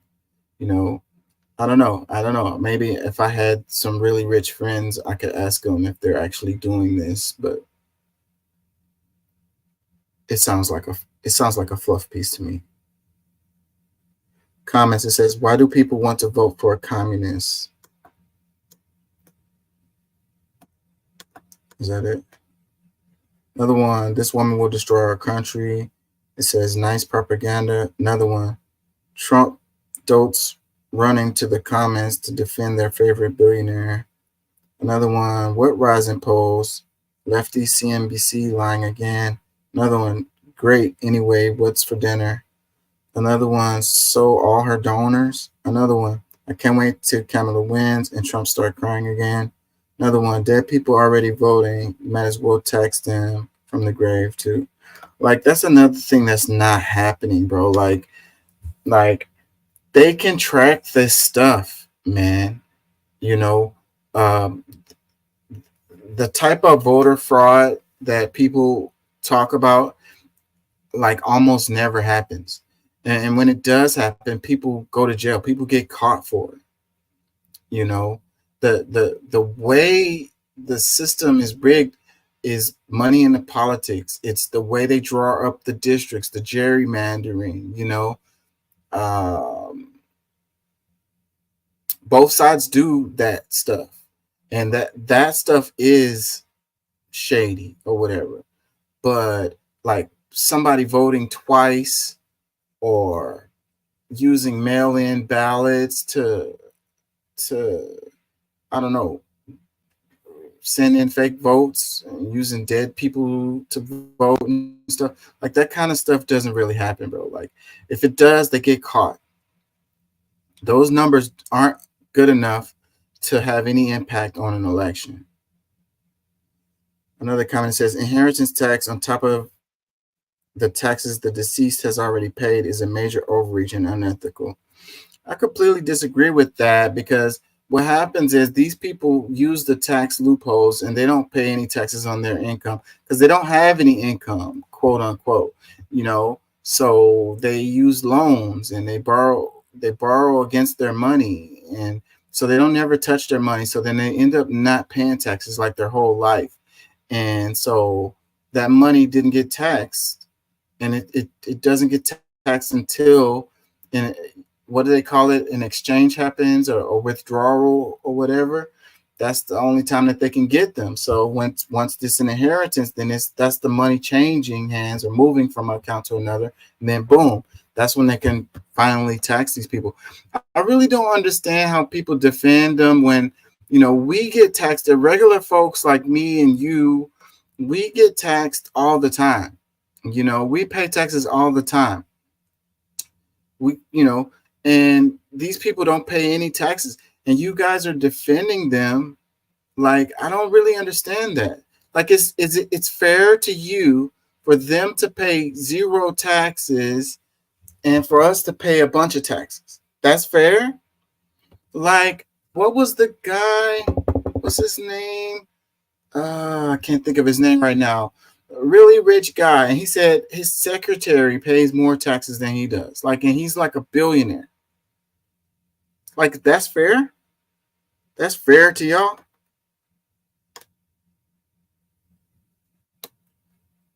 I want to get to some of the clips. Vote was overwhelming. 96% of Boeing union workers want to walk the picket line. I'm from CBS News. Yeah, so it says 33,000 aircraft assembly workers walked off the job at Boeing factories in Washington, Oregon, and California after union members overwhelmingly reject a contract that have increased wages by 25% over 4 years.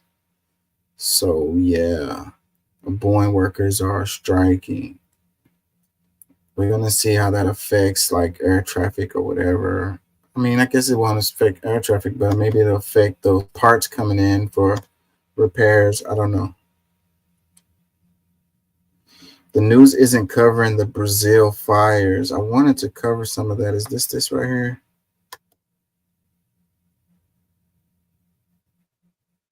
Heartbreaking doesn't even begin. It says, heartbreaking doesn't even begin to describe the loss occurring right now in South America. The most biodiverse region on the planet Earth is quite literally up in flames, and the global media couldn't be less interested in covering it. This is the biggest ecocide planet Earth has ever seen. The facts are there, plain and simple. In recent years, human-caused climate change has created droughts the region historically has never seen and contributed to creating a landscape that has turned from a lush, humid one to one that is ever increasingly resembling a timber box. As if a drought wasn't bad enough, fires are very literally being started by individuals that want to expand their cattle ranches. So yeah, I was looking at this, and it's like most of the time it's the farmers, and it's a thing that the farmers do all the time. But the landscape is so dry that those fires, you know, they rage out of control. So it's a tough thing to control when you have, you know, all of these different individual farmers across a large area, and a lot of them aren't that educated. You know, they're not aware of the big picture, and they're just looking at things from their perspective. Yeah. It says, let's understand what's really happening here. The global demand for beef is so immense that people are lighting the lungs of the earth on fire to meet it. When will humans wake up and realize that we're causing our own extinction by what we put in our mouth? We're devastated beyond words. If this photo or our words touch you at all, please share and raise awareness. I don't know. I think they're being a little bit extreme right there. You know, we should be more careful, that's for sure. And we should care about, you know, pollution and stuff like that. Like, everyone should care about that, even if they don't believe in global warming, climate change. I don't know how you can't with the science that's out there, but, you know, the argument is, you know, that it was, you know, humans, but there could be an argument there. And I can get with you on that argument. You know, is it a natural cycle, or is it actually, you know, induced by human activity? I'm trying to hurry up and get to the clips because I don't know where they are. I talked about the NYPD commissioner.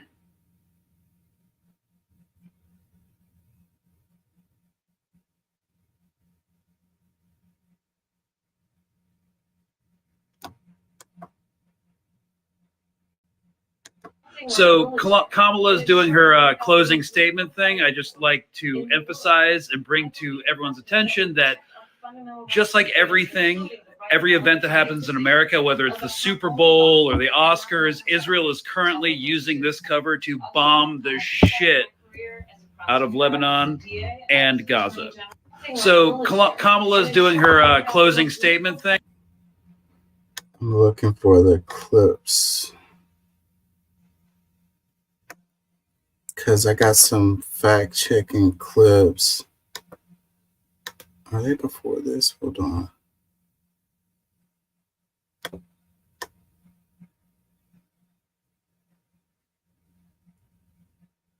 We dodged that hurricane. That was a blessing.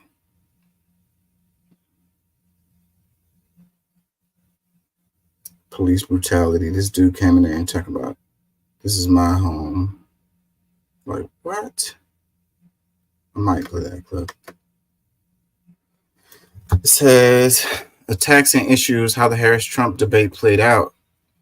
Minutes of speaking time and length of attack. So it says Harris, 17 minutes 25. So that was length of attacks, I guess. Yeah, time attacking opponent. Trump, 12:54. So overall speaking time, Trump got 43 minutes and Harris got almost 38 minutes. It says some of the issues that were discussed the most. Harris, the economy was what she talked about the most. Wait. Let me make sure I'm reading this right. Yeah, so Harris talked about the economy 6 minutes. Trump talked about the economy 4 minutes. Abortion, 3.5 minutes for Harris, 4 minutes for Trump. Russia-Ukraine war, 2.5 minutes for Harris, almost 4 minutes for Trump. Democracy, over 3 minutes for Harris, right at 3 minutes for Trump. Immigration, just over a minute for Harris, and a whole 4 minutes.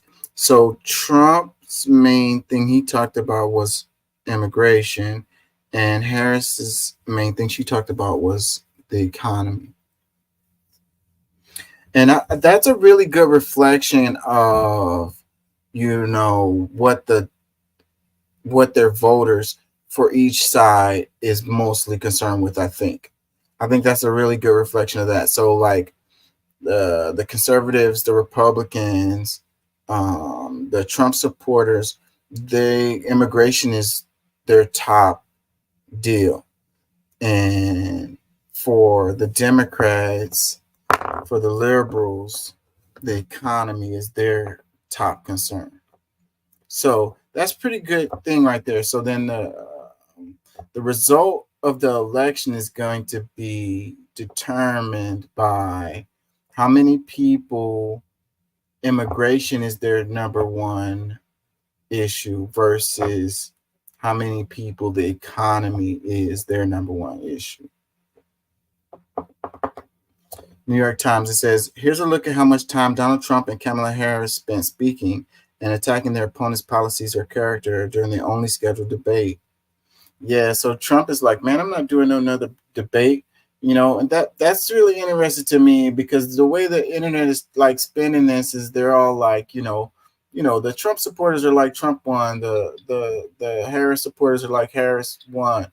But, you know, if Trump really felt like he won, why would he have a problem with doing another debate? That's a question I ask you. Kamala Harris was down to do another debate.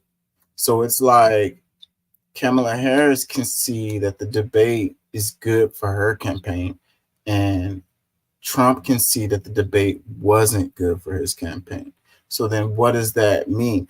So, you know, a lot of commentators were arguing about who won the debate. And it's like, I don't think that is the right way to frame it, if you will. It's whose campaign benefited from the debate the most. That is the way to frame that. Comments, it says, I think it's important to stress that although Trump didn't attack, most of his talking time was filled with incoherent gibberish and lacked relevance to any questions asked, and was pretty much tangents that were stopped because, sir, what the F are you talking about? Another comment says, was she attacking him, or was she correcting his blatant lies?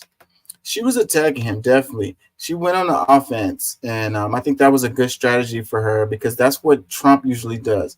So she turned the tables on him and, you know, pulled his move. That she used his strategy against him.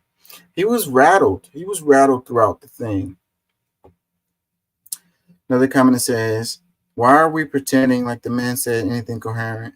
Another comment, 3.5 years of Biden-Harris accomplishments allowed 20 million unvetted illegals into the country, historic inflation crisis, record high gas prices in all 50 states, record high consumer debt, released terrorists into the country, Ukraine-Russia war, Israel-Hamas war, disastrous withdrawal from Afghanistan, violent crime skyrocketing, tried to jail political rival in the name of democracy, lied to the American people about Joe's decline, declared war on American energy, record low test scores for K through 12 students, most unpopular president and VP in history.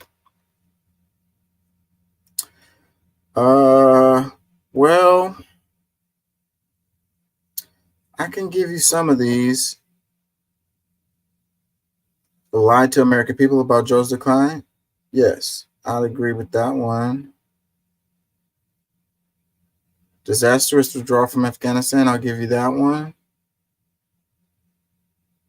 The Ukraine-Russia war and Israel-Hamas war did happen under their deal, so I have to give you those two also.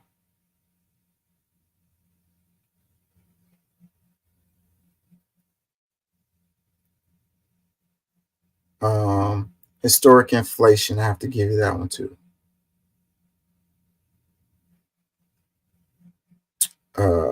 Some of these other ones are just not true. 20 million unvetted illegals into the country. You'd have to show the data on that one.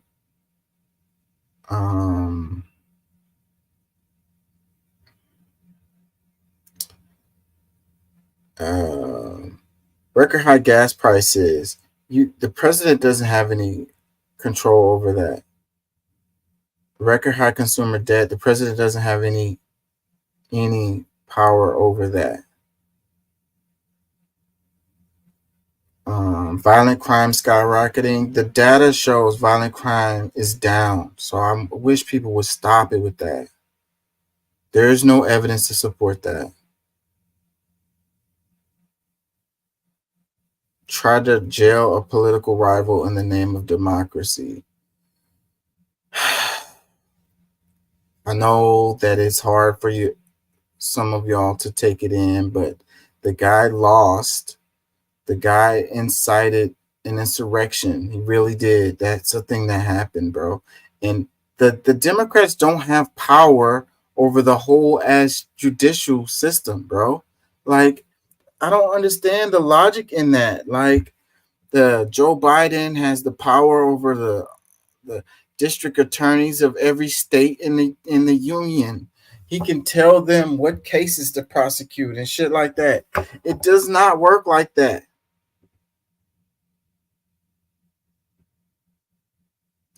Most unpopular president and VP in history. Where are the numbers to support that?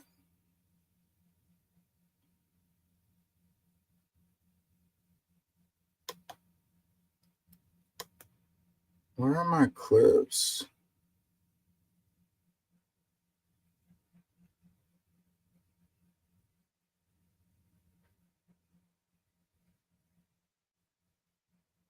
Hold on, y'all.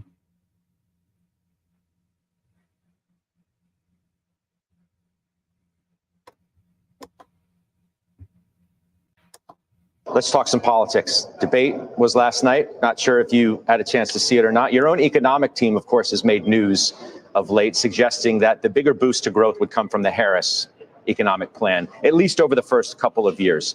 She mentioned it last night. You feel the same? So that report, which was mentioned last night in the debate, came from an independent analyst. And it's interesting, Scott. I think a lot more has been made of this than should be. What the report did is it looked at a handful of policy issues that have been put out by both sides, and it tried to model their impact on GDP growth. And the reason I say a bigger deal's been made of it is what it showed is the difference between the sets of policies that they put forward was about 0.2%. Okay, so economy grows. Okay, if you took these particular sets of policies they looked at, and by the way, we have no idea whether these policies, these things that are talked about will ultimately be implemented. What was the growth impact? And the differential was 0.2%. So, I think our clients are trying to look at what's going on from a policy perspective and make judgments. I think this blew up into something that's bigger than what it was intended to be. You said in August, though, I'm going to quote here, we need a set of policy decisions that help us deal with the trajectory of spending, the level of debt, and the cost of that debt. Whose policies fit that? Well, I think one of the interesting things, I did watch the debate last night, and just one of the interesting things, and I could be wrong about this, but this is my recollection of what I watched. Did the debt come up once in the conversation all night? I don't think there was any discussion about the debt, at all in the debate last night. I do think this is a policy issue that's going to have to be wrestled with, but I didn't hear any discussion about it last night. Let's talk some politics. Debate was last night. Yeah, I don't think that they talked about the debt, but they did talk about having like the biggest military in the world and all of this and supporting Israel with whatever they need or whatever. So I don't think that you can talk about those things and talk about the debt at the same time, because the people are going to be like, wait a minute. So, I mean, the debt is important, it's a real issue, so the first thing you want to say is that, you need to curb your spending, right? So then it's like, but, we want to increase military spending, we want to increase money to Ukraine and money to Israel or whatever. So, like, I don't think you could talk about those two things at the same time. And that's probably why it didn't come up. It says Goldman Sachs CEO David Solomon discusses Kamala Harris' economic plan at the Goldman Sachs Communicopia and Technology Conference. Comments, it says, do we really want to hear from the same people that caused the 2008 housing crash? And situations are looking very similar to before 2008. So it's looking like we're heading to something similar to that. Comments, it says, this darling man is secretly petrified of incoming investment banking regulations on big bonuses. Imagine Harris appointing E. Warren as Treasury Secretary. You cannot take too seriously the opinion of a biased banking CEO. The national debt went through the roof under Trump, and yes, she did mention that in the debate. Oh, she did say that. I remember that part now. Because when she was attacking him, she was talking about the tax cuts and how the debt went up right after that. So yeah, and those tax cuts are still in. They're slated to run out in like 2 years, I think. So if Trump gets in there, then he's going to reinstate that, start that over or whatever. So comment says, why didn't they fact check Kamala then? I ain't gonna lie, that one is a pretty good critique, because Kamala, she wasn't all the way truthful throughout the debate either. I think it was a lot fewer, but I think that the things that Trump said was so egregious that they had to. And one of the critiques that they had from the previous debate was that no one was fact checked. That came out in the media really heavy, and they were like, y'all should have fact checked them people. Your journalist integrity is not there. So I think that they were under pressure to do that. And then when Trump was saying this over the top, ridiculous stuff, they just had to jump in there and be like, wait, there's no evidence to support what you're saying, sir, Mr. President.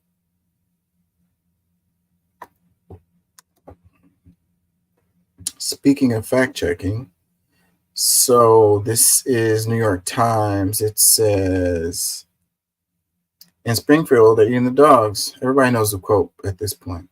It says, there have been no credible reports of specific claims of pets being harmed, injured, or abused by individuals within the immigrant community.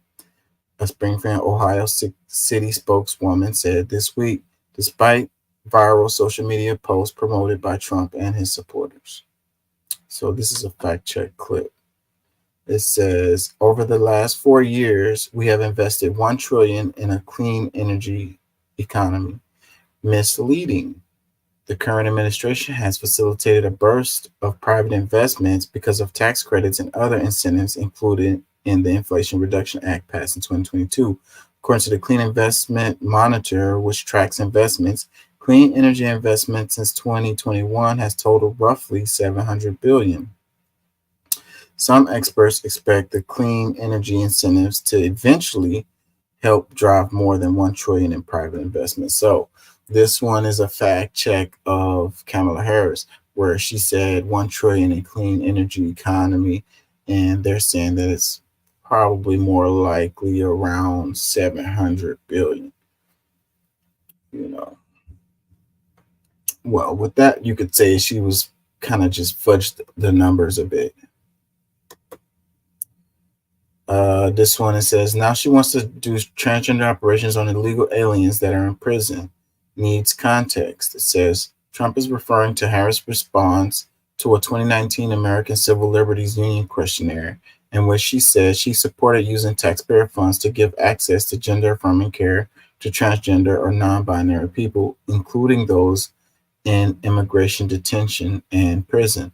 A Harris campaign spokesperson said that questionnaire is not what she is proposing or running on. So it's like kind of true there. So it says needs context, but kind of true.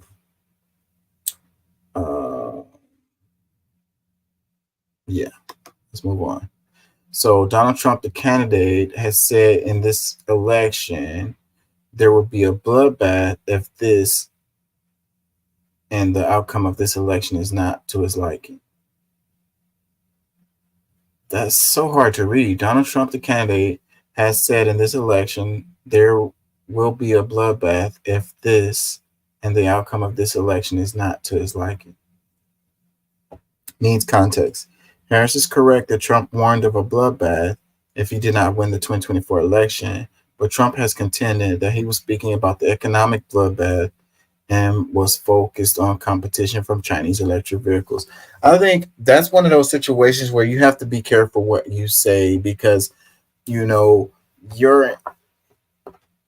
you need to be really, really clear when you're on the national stage. Like, again, leading to people doing bomb threats in Ohio.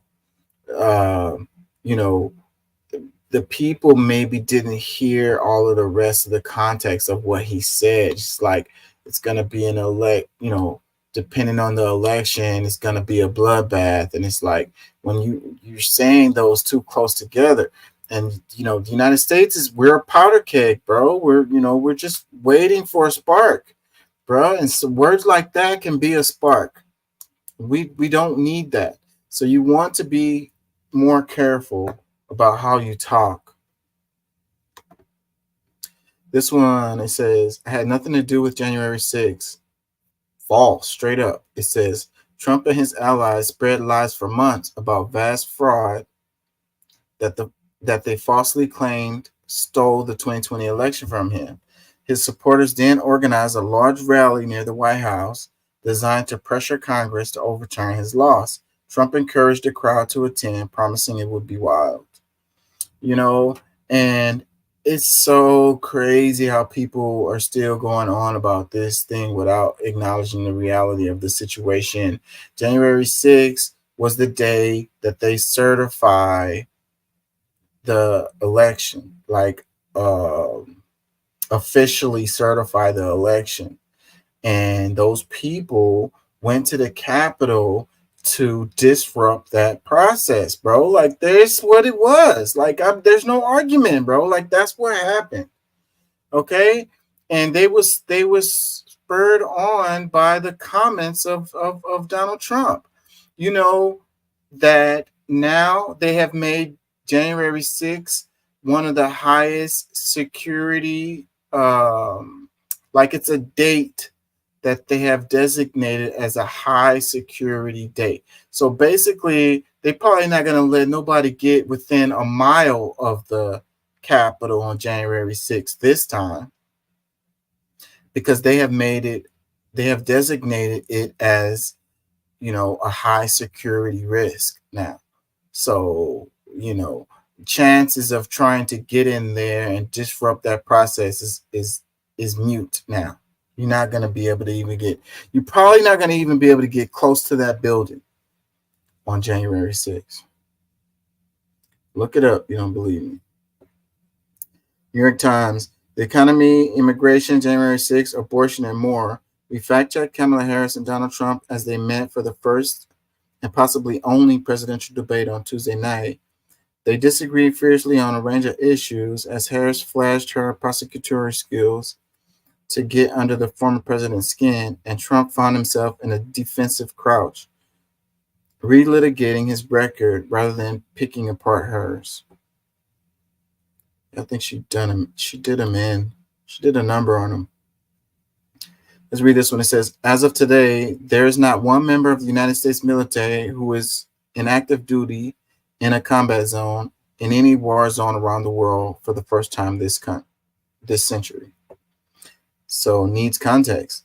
No U.S. troops are fighting in an all-out war like the ones in Iraq and Afghanistan, but thousands of American troops have become entangled in hostilities around the Middle East since October 7th Hamas attack.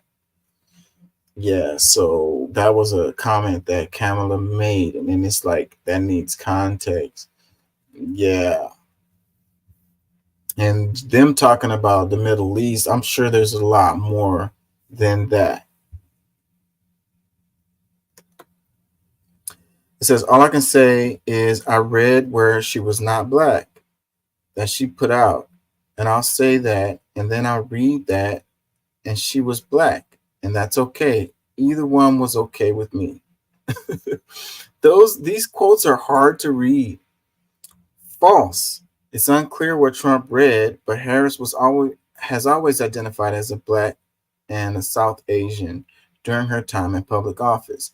At Howard, a historically black university, Harris joined a sorority for black women and was president of a black student association in law school. Makes me think about that clip that I played earlier. I might play that again. This one, it says, Donald Trump left us the worst unemployment since the Great Depression. False. So these are fact checking Kamala right here.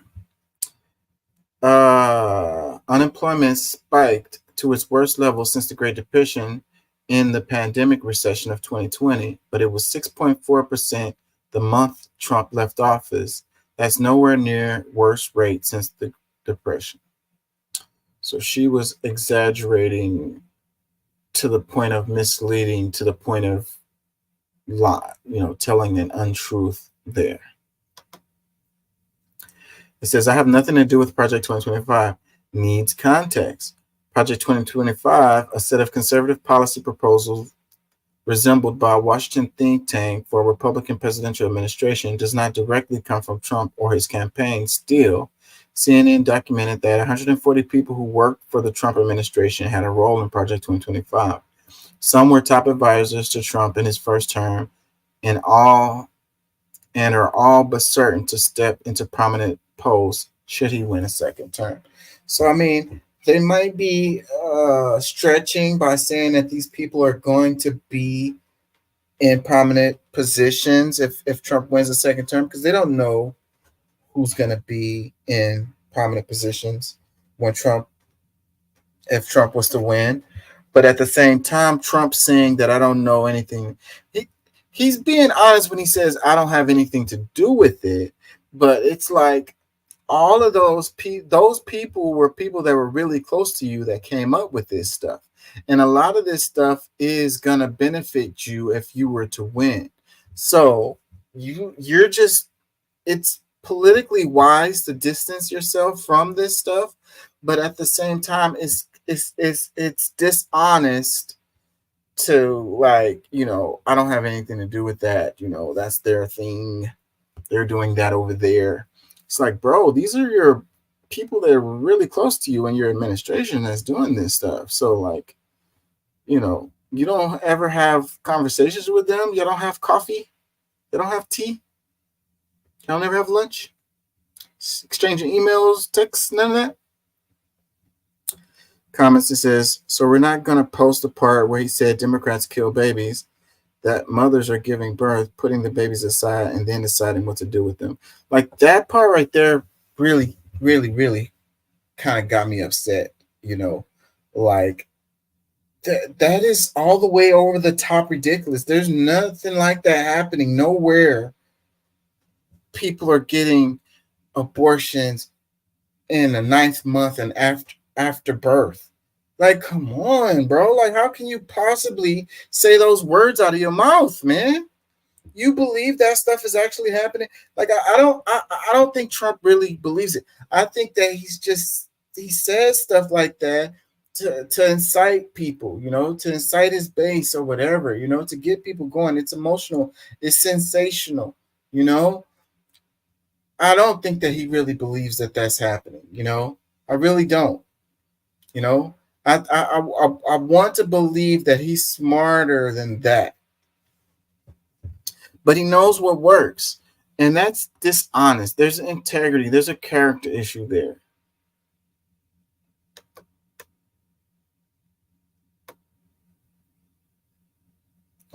Comments, it says, I've been an NYT reader since 1980. I've canceled my NYT subscription. The attempt to so-called balance stories merely engenders a false equivalency. Worse, it undermines the public's ability to rely on reporting, which would seem to me to be the opposite of the intended effect here. The NYT could just say Trump lies, which would be accurate. Instead, Trump is given leeway. The word lies is never used, and Harris is criticized for statements that are not demonstrably false. The NYT is no longer the standard that it once was. I've also deleted my RSS feed.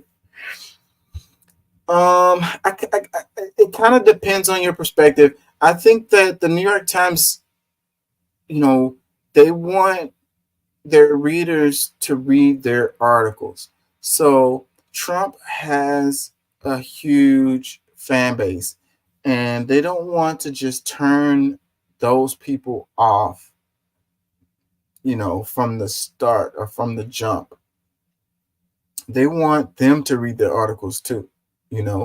It's a lot of people out there, and they want as many people as they can to read their articles. So they're going to be soft sometimes to help get more people to read their stories. So I wouldn't be that so harsh on them like that. You know, it's a business at the end of the day. Comments. He said Dems wants to kill babies in the 9th month and after birth born. That's the worst lie of all the debate. Yeah, I'm surprised that one isn't the one that went viral. It's the freaking Haitian eating pets thing. Another comment. The fact you ensured an equal number of fact checks is disingenuous. Trump lied far more and more egregiously. Kamala largely kept honest, although may have leveraged facts in an incomplete way. To have equal slides for both is infuriating. See, that's kind of like what the guy was just saying on the talking about the new, canceling his subscription to the New York Times. Again, like I say, I think it's, you can read it for yourself and come to conclusions on your own. Needs more context versus straight up false and misleading.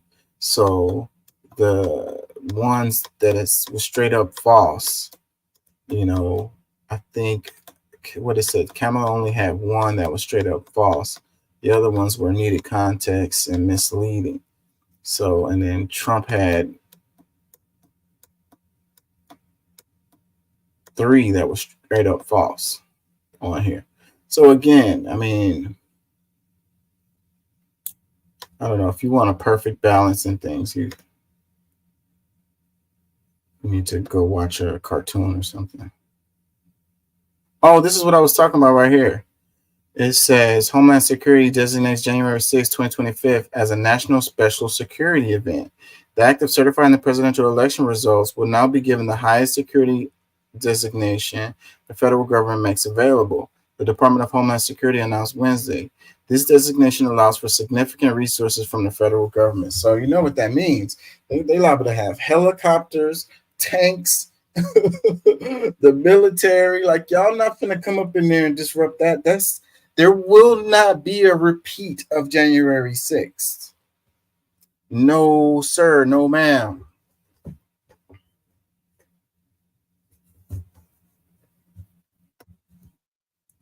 So they say significant resources from the federal government. All kinds of surveillance. They're going to have satellites looking at, watching y'all. Y'all going to be a month miles away from the building. They're going to be watching y'all from the satellite.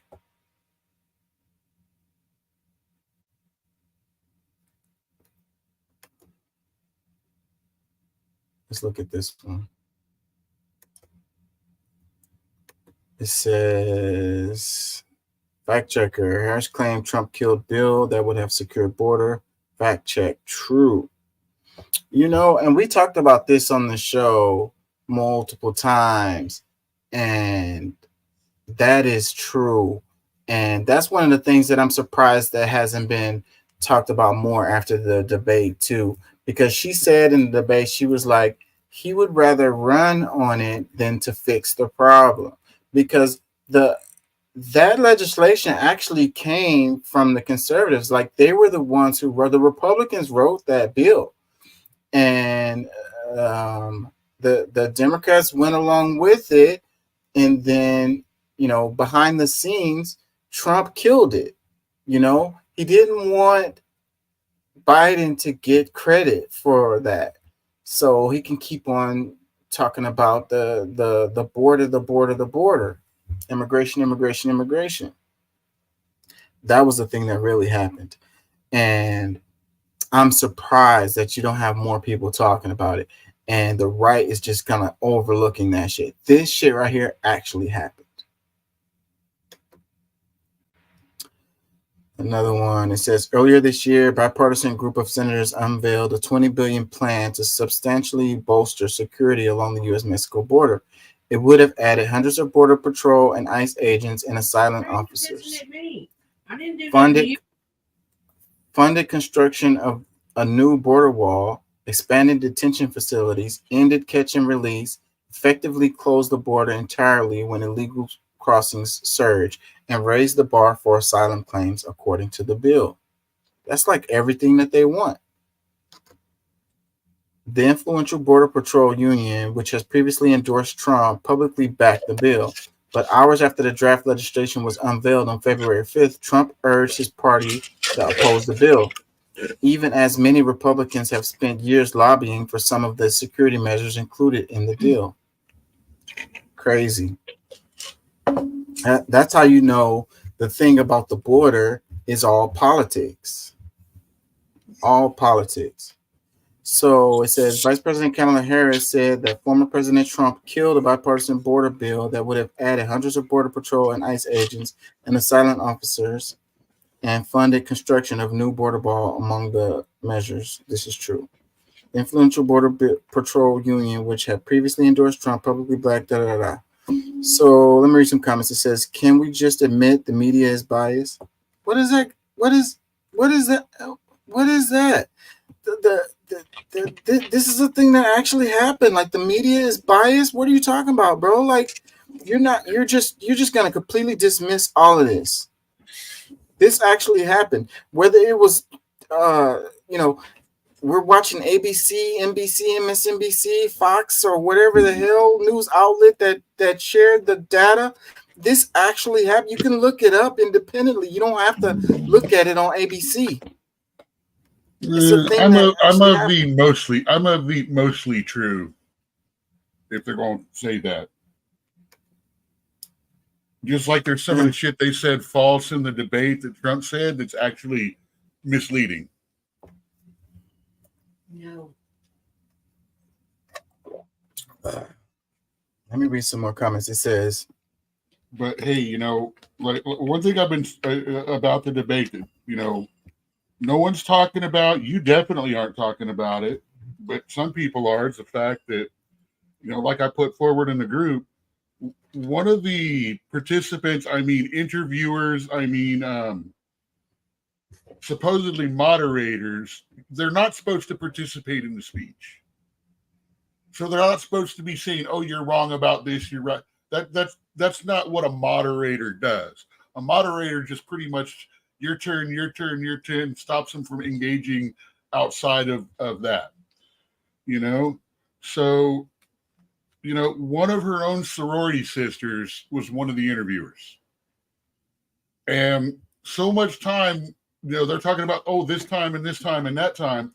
How much time did the moderators spend interfering or whatever you want to call it, or participating in that debate? That's a number that we didn't get. Well, I had and how much more toward one side than the other? Well, the moderators do have a job to try to keep them on topic. The whole debate is if, like, you had two kids that were both getting graded. One brings home a C-, the other brings home a D+.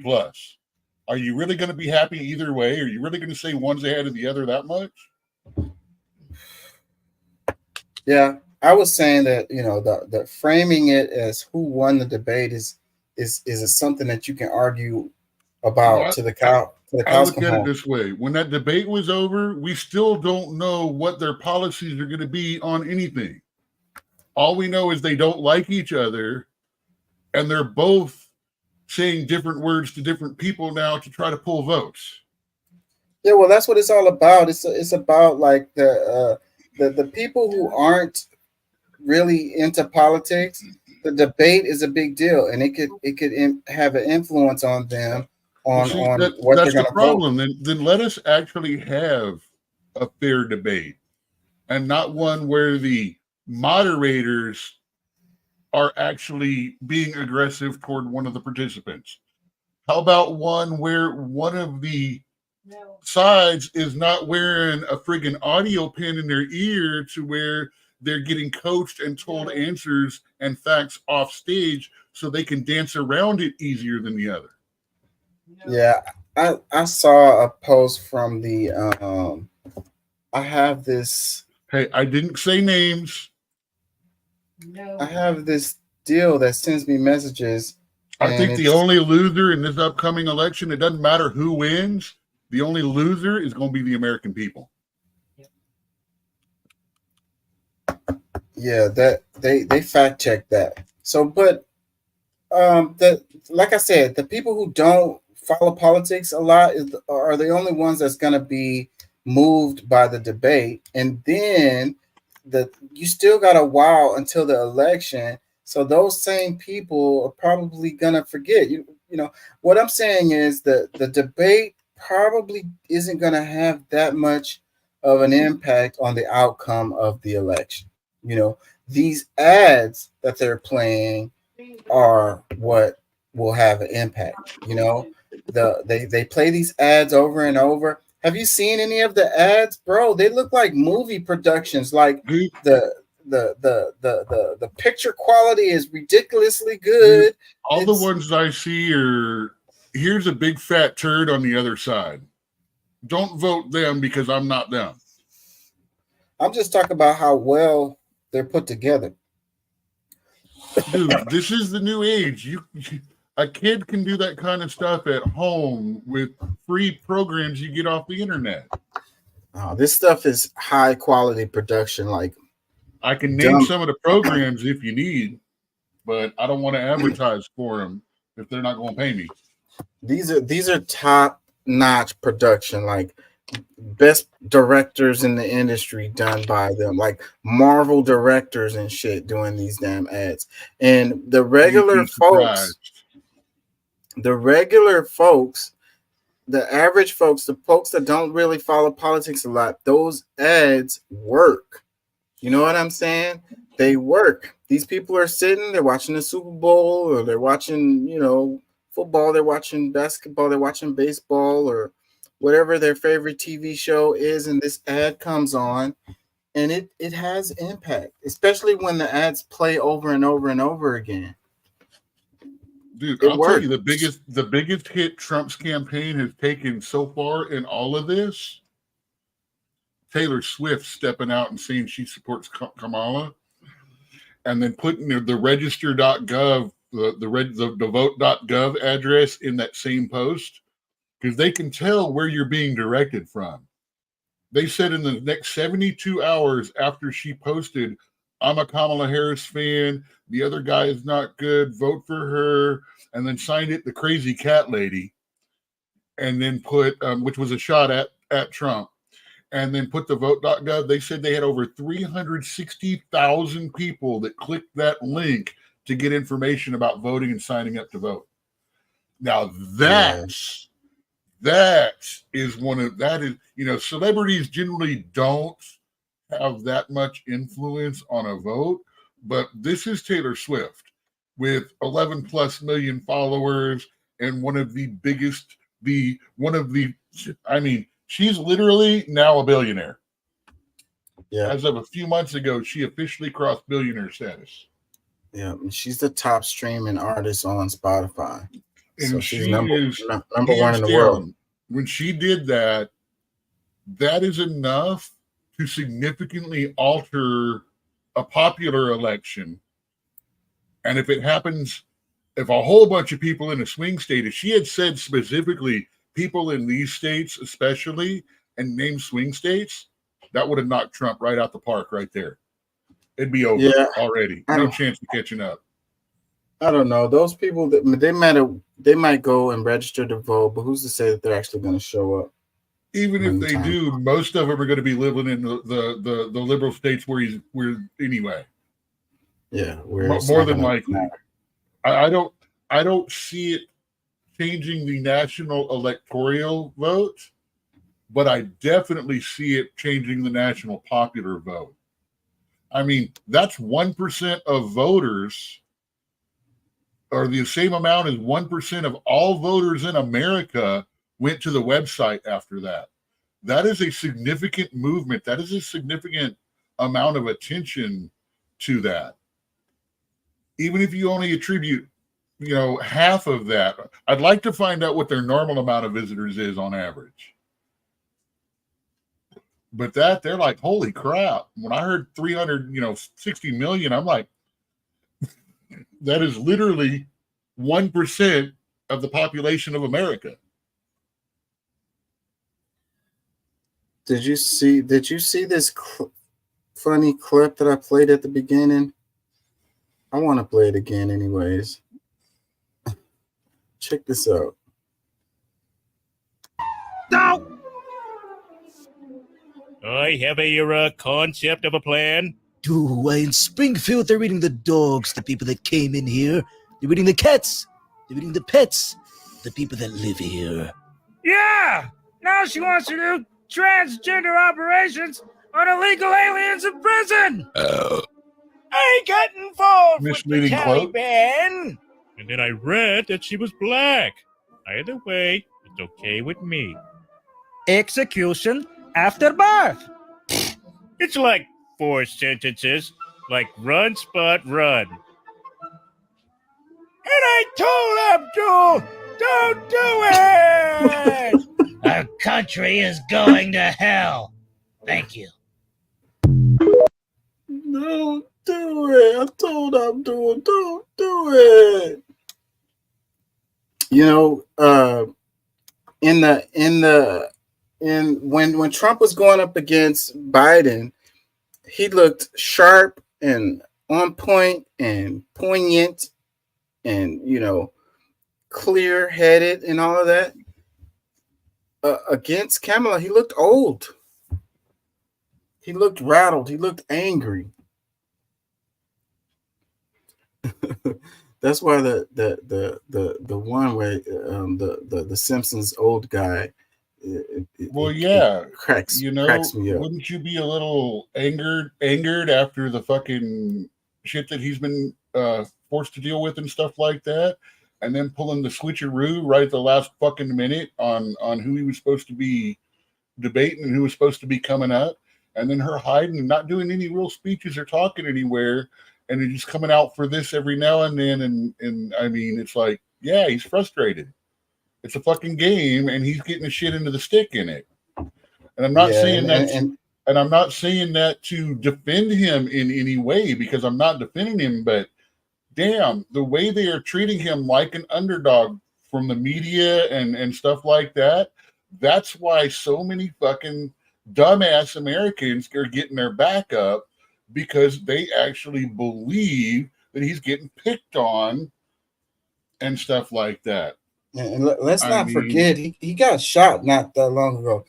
I think the best zinger that he gave during the debate was where he said, "You guys' rhetoric possibly led to me getting shot in the head." I was like, "Oh, no, that body blow." Ooh, yeah, ooh. that was a ugh. It was, if done at a better moment, could have been a knockout blow for the whole debate. That was his best line of the night, easily. If he had closed with that or found a way to close with that, that could have ended the whole debate on a "oh, dude, moment. Yeah, because I have to say he's probably 100% right, and I'm kind of surprised that the news cycle has moved on from it. You know, clear. They had to move on. If they didn't, it was going to keep getting him votes. So they had to move on to Kamala. I'm still half tempted that she should be up for impeachment for assisting in hiding Joe Biden's mental disability for so long, or not stepping up and using the 25th Amendment when her taking over was in the best interest of the country. Yeah. I mean, I understand Reagan was going bad toward the last couple of years, but he wasn't voted into the office that way. And no offense, Joe should not have been running for president. And we all know that.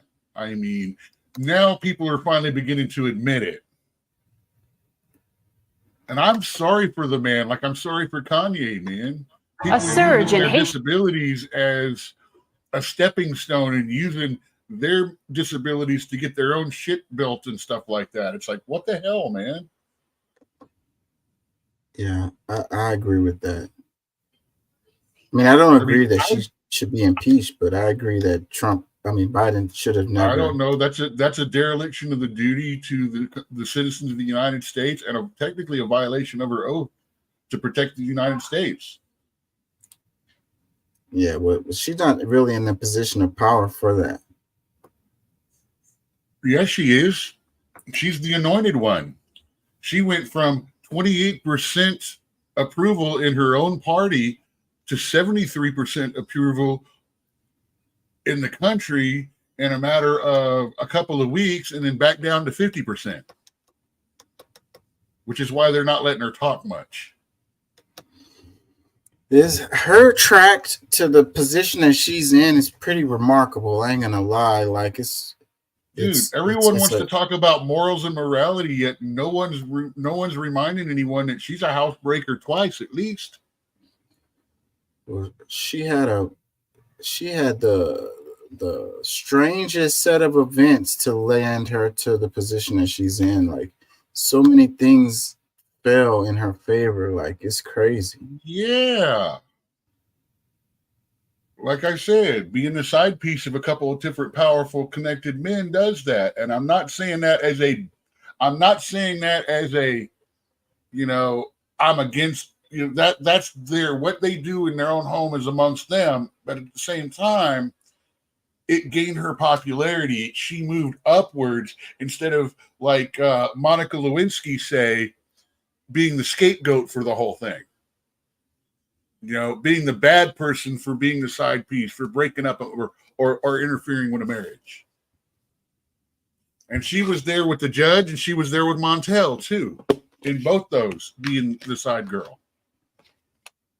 Yeah, she knows about having powerful friends. And like I say, I don't care that it was done and stuff like that. I mean, I didn't care that Willie was having his little fun thing in the office. I'm actually kind of glad that the man with his finger on the button was relaxed. But on the other point of that, I also don't agree how Monica Lewinsky got thrown under the bus and her life was destroyed for what was basically a powerful man's decision. And what was the other guy? Is it Clyburn? Whatever, the one that pretty much got her on as district attorney. The judge. I don't remember his name. That's why I just used the judge. See, I'm not trying to call people out on this, which is why I'm trying not to use as many proper nouns. Montel, everyone knows about Montel, so I wasn't worried about that. And Montel's a different kind of celebrity, so I'm not worried about his stuff. But, the judge, I don't remember his name. I could probably whip it up really, really quick, but who he wasn't important.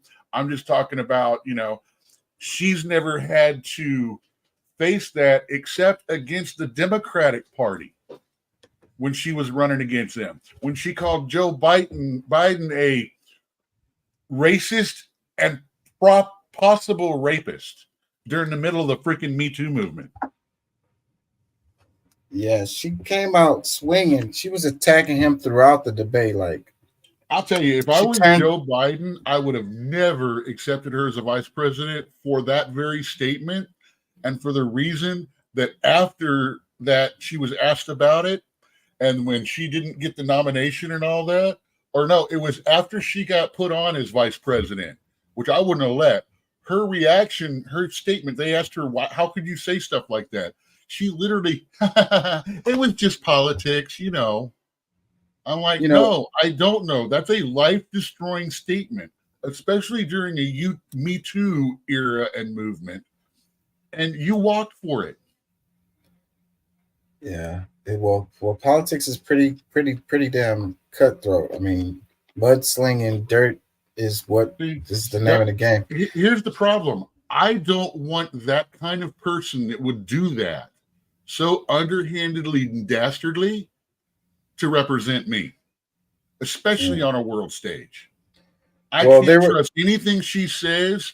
I can't trust anything she does, because if it's just politics, that means in her own mind, she has the ability to say anything about anyone and anything.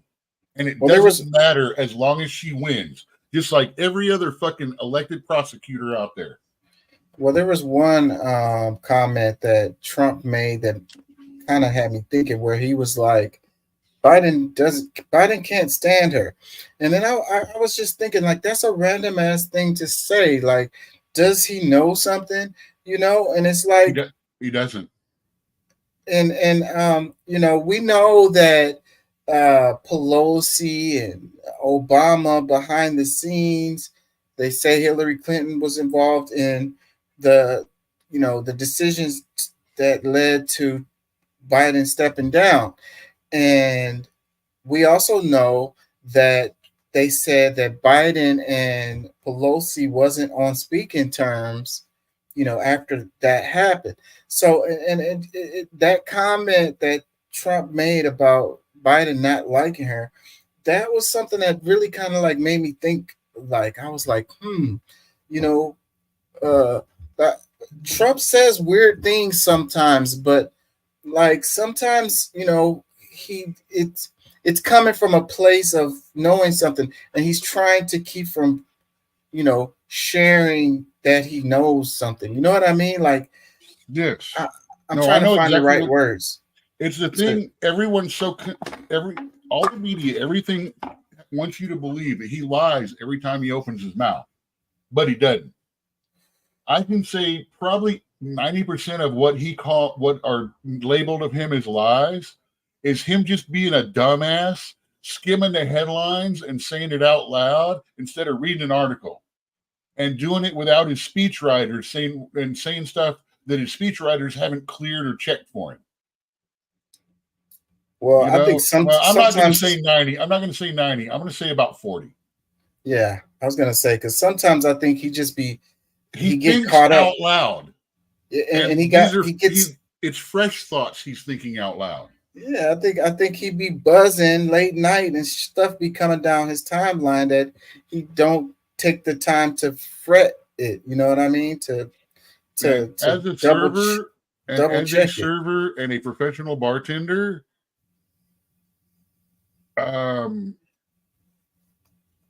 Miss Harris is slipping on camera after about 30-45 minutes.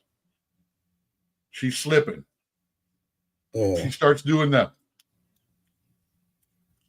Cotton Yeah, mouth from the pill. Need that drink coming on. She comes out real good and everything, and then it just starts going down. And she's always laughing and seems so happy. I don't know. That ain't a laugh. A laugh makes children happy. That scares children.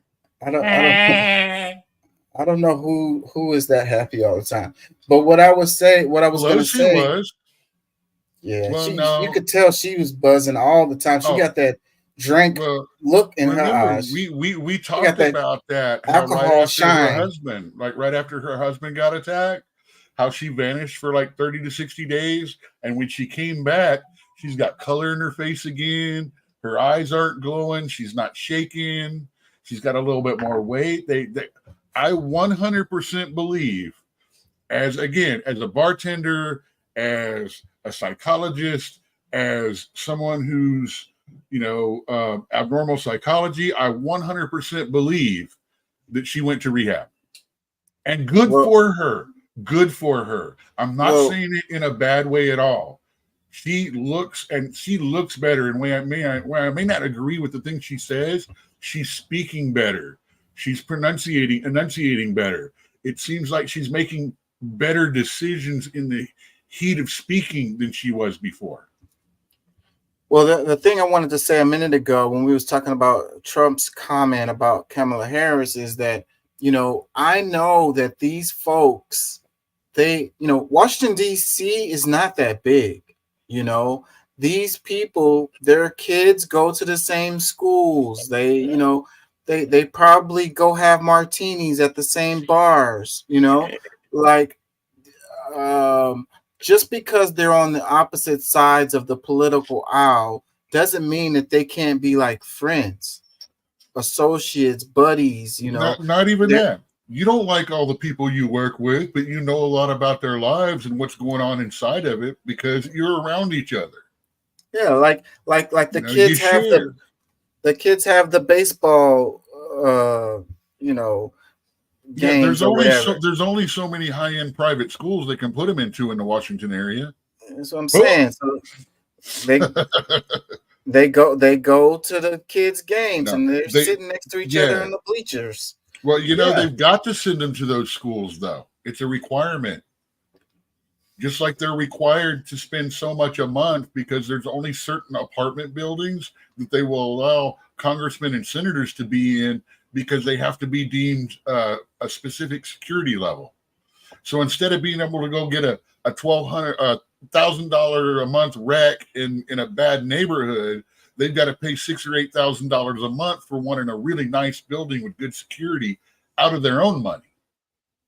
Yeah, so what I'm saying is I wouldn't be surprised that there was a situation where you had Trump and Biden sitting next to each other at the bleachers watching the Dude, it's not a secret that nobody likes Kamala very much, or liked her at least before the whole thing, because like I said, she had a 28% approval rating in her approval rating in her own party was less than her overall approval rating from the US in the same polls from the same people.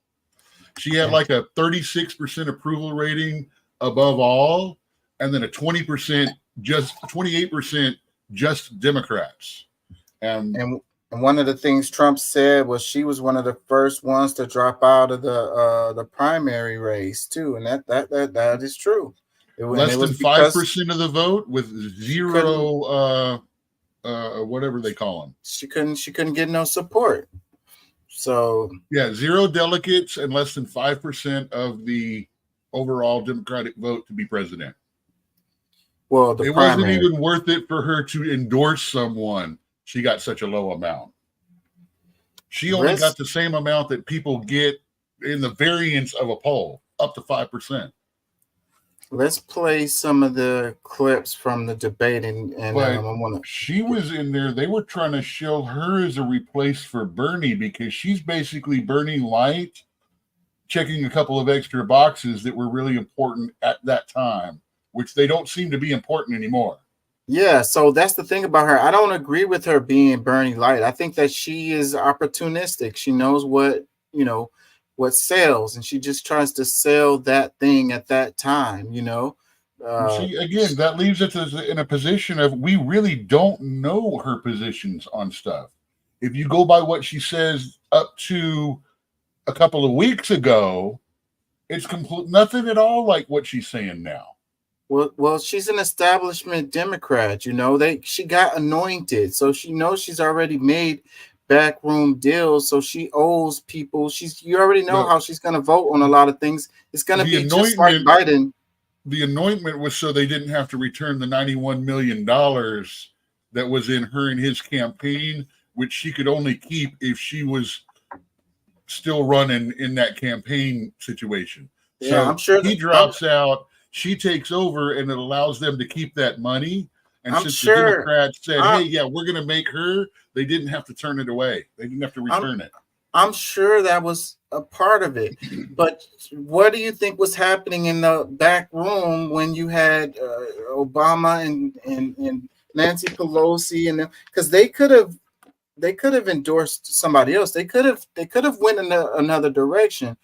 And so like I say, behind the closed doors, it's like, bruh, you gotta have this stance on this. You have to have this stance on that. You just asked the big question that I really want to know. All the other reasons why, no one liking her, low approval, this, that, why her? Why was she the best candidate that they could put forward? Now we know why not certain people. Like we know why not Gavin. He's going to end up being president one day, and I think that's going to crumple the country. Well, there's also the part where she started raising money right away, because before they even really kind of went with the decision, she was already campaigning. So when that it's all about add on to donate to the Harris campaign an hour after the announcement on YouTube. Yeah, so it's all about 1 hour after that announcement was made. Mr. Obama was there saying, "Hey, we really need your help to, $5 here, $10 here. It's going to make a big difference." It's all about who can raise money. Money wins elections. Like the Speaker of the House, their job is to. She's a damn good fundraiser. That's why she's Speaker. That's why Nancy Pelosi. People don't like her, but she does raise good fund money somehow. That's how she holds that position. And I would say that she used to be a DA. She got the damn dirt on him.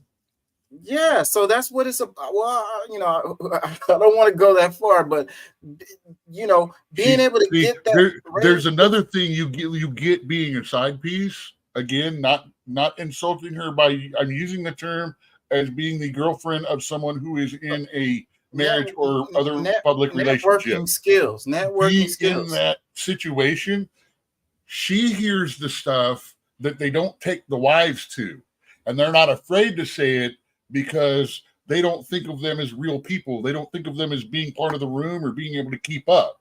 She's just a lot smarter than most side pieces. All those down ballot races need money too. So being able to raise money to help down ballot races win is really, really key.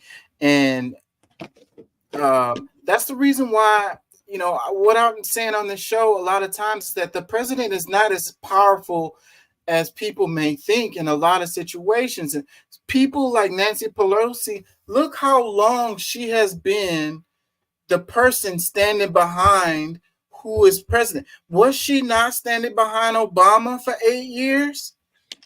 She was leader of the House back when he had control of the presidency, the House, the Senate, and had the lean on the Supreme Court.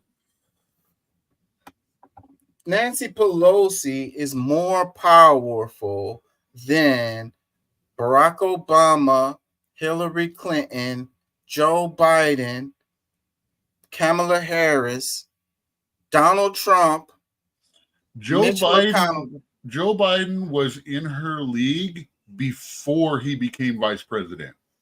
He actually lost power by stepping into the vice president area because he gave up his stake in the game to be second chair that really didn't matter. And even Obama was overheard on a hot mic saying, if you want to fuck up anything, trust Joe to fuck it up. Yeah, so I think people don't understand. Remember when it was Bush and Obama and Clinton were all there with Biden in the White House, and there was film caught of the three other presidents sitting there, and Joe kind of walked over, and they all kind of closed off from him, and Joe just kind of wanders off like, I guess I'm not allowed with the big boys club. Another one of the ones that I don't say is a bad thing. I'm sad for Joe Biden about that. They don't want me to hear what they talking about. It's like I thought I was one of them. Let me play some clips from the debate. So let's now welcome the candidates to the stage. Kamala Harris. That's where he shook him right there. They made a lot about that moment where she had to walk all the way over to his podium, and it seems like he didn't want to shake her hand. That's not the thing. The thing is, the debates and all of that have been happening with Trump, no one shakes hands. Matter of fact, they go out of their way not to address or introduce or welcome each other. That's why Trump was not expecting that. He was not expecting courteousness at all opening up. He was ready for it to be a fight from the beginning, and that took him off. He's like, okay. You could see him go kind of puzzled that she was doing it for a second. And he's like, okay. He was not ready for that, man. So let's now welcome the candidates to the stage. Kamala Harris. What's up, good debate? Donald Trump has been in numerous. See that's okay. That little head twist there, like, okay. So she threw him off from the jump. Numerous presidential debates, but this is the first presidential debate that Kamala Harris has been in, and I think. Hold on, I thought this was clips. Don't want to hear your talking head. by her side. Donald Trump was fired by 81 million people.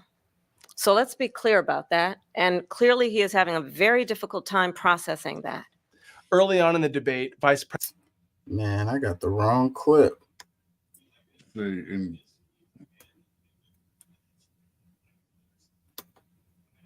Hold on, I'm gonna come out of here because I don't like that. I don't want to hear their freaking commentary. Well, yeah, all you're gonna do is hear commentary or see the whole debate. Anyone that cuts it up has to do commentary on it, or they get struck really bad. No, I had some. Let me see. I could just go to my history because right after the debate, it was a bunch of them that just did the clips, like the big clips. Hold on. I don't like them talking. Let's see.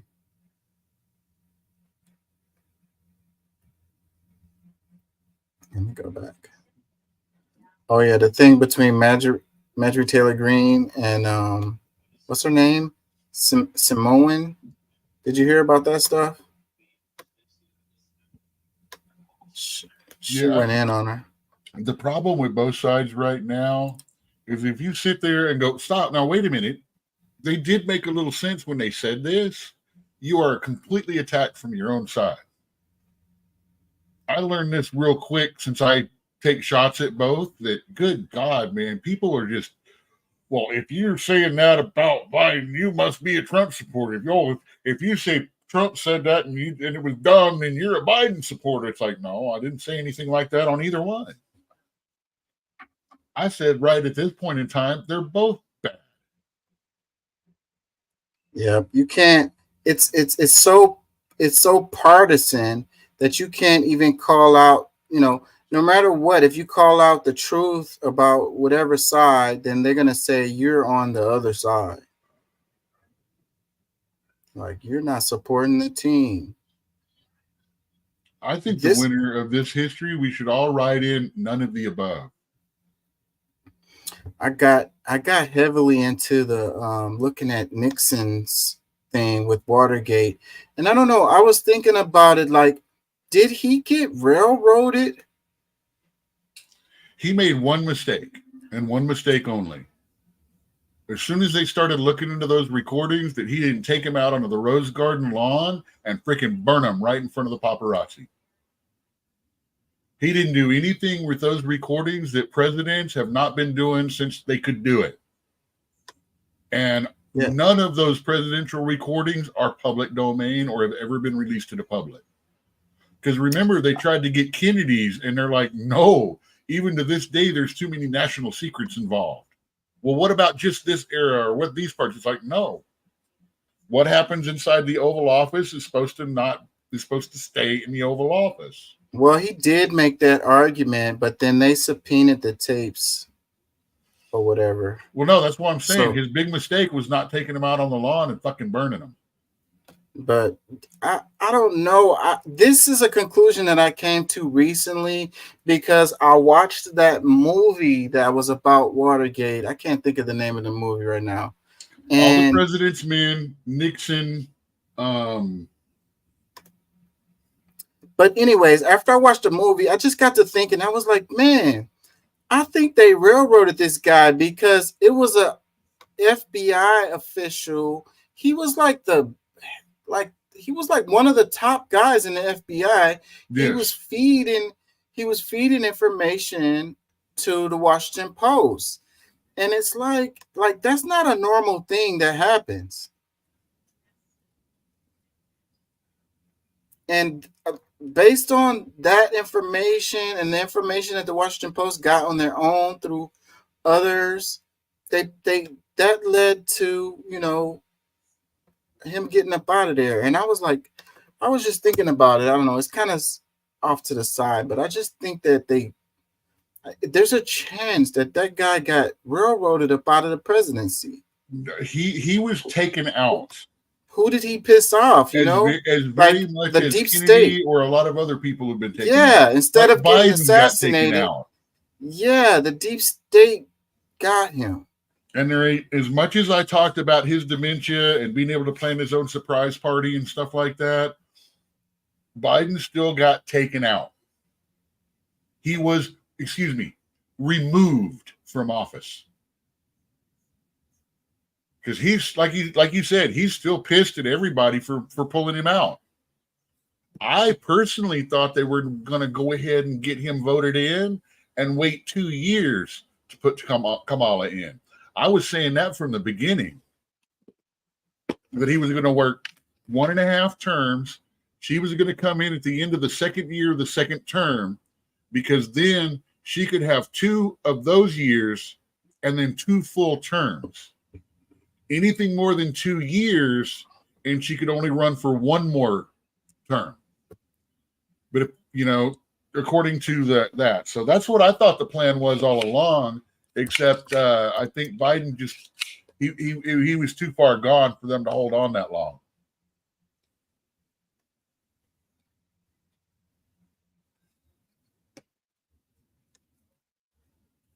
All I say is this: I don't care who wins. I'm going to judge whoever wins, since they both said they were going to do it, as to whether or not I'm paying taxes on my tips at the end of their term.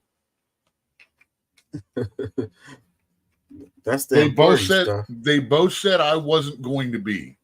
And that is such a massive change in my life and will help me far more than anything else they've talked about has.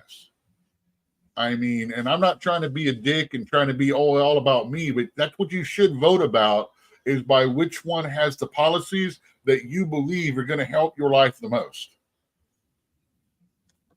I mean, and another truth is, He is having a very these damn representatives need to stop fucking voting party lines when they got 46% of the people that in their area may have voted against them, but they're still your constituents. And when you vote party line, that means you're literally ignoring the opinions and ideas of 46% of your people.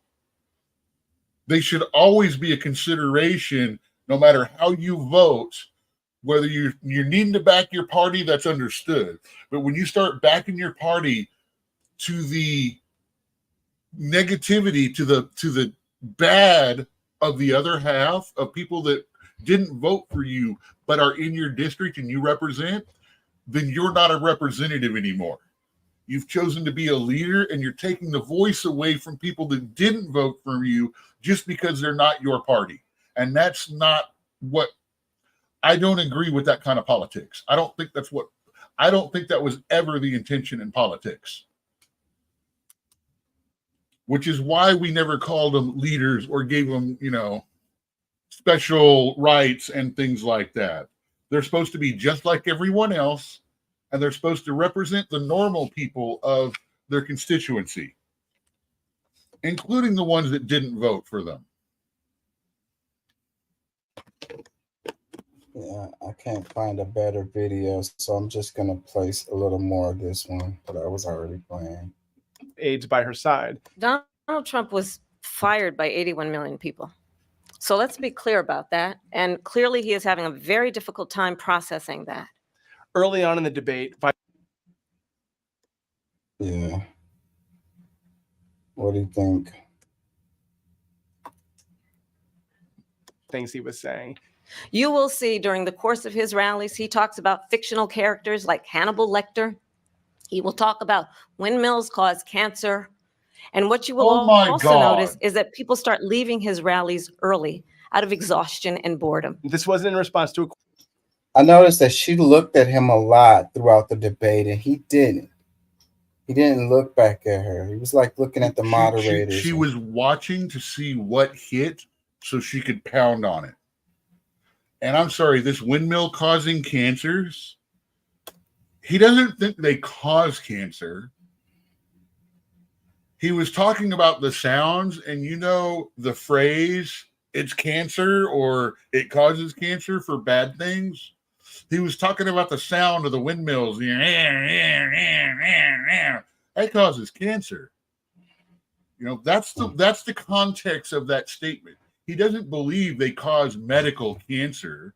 It causes frustration, cancer. It's there. Don't leave my rallies. We have the biggest rallies, the most incredible rallies in the history of politics. He was a little bit more all over the place. She rattled him when she attacked him about the size of his rallies.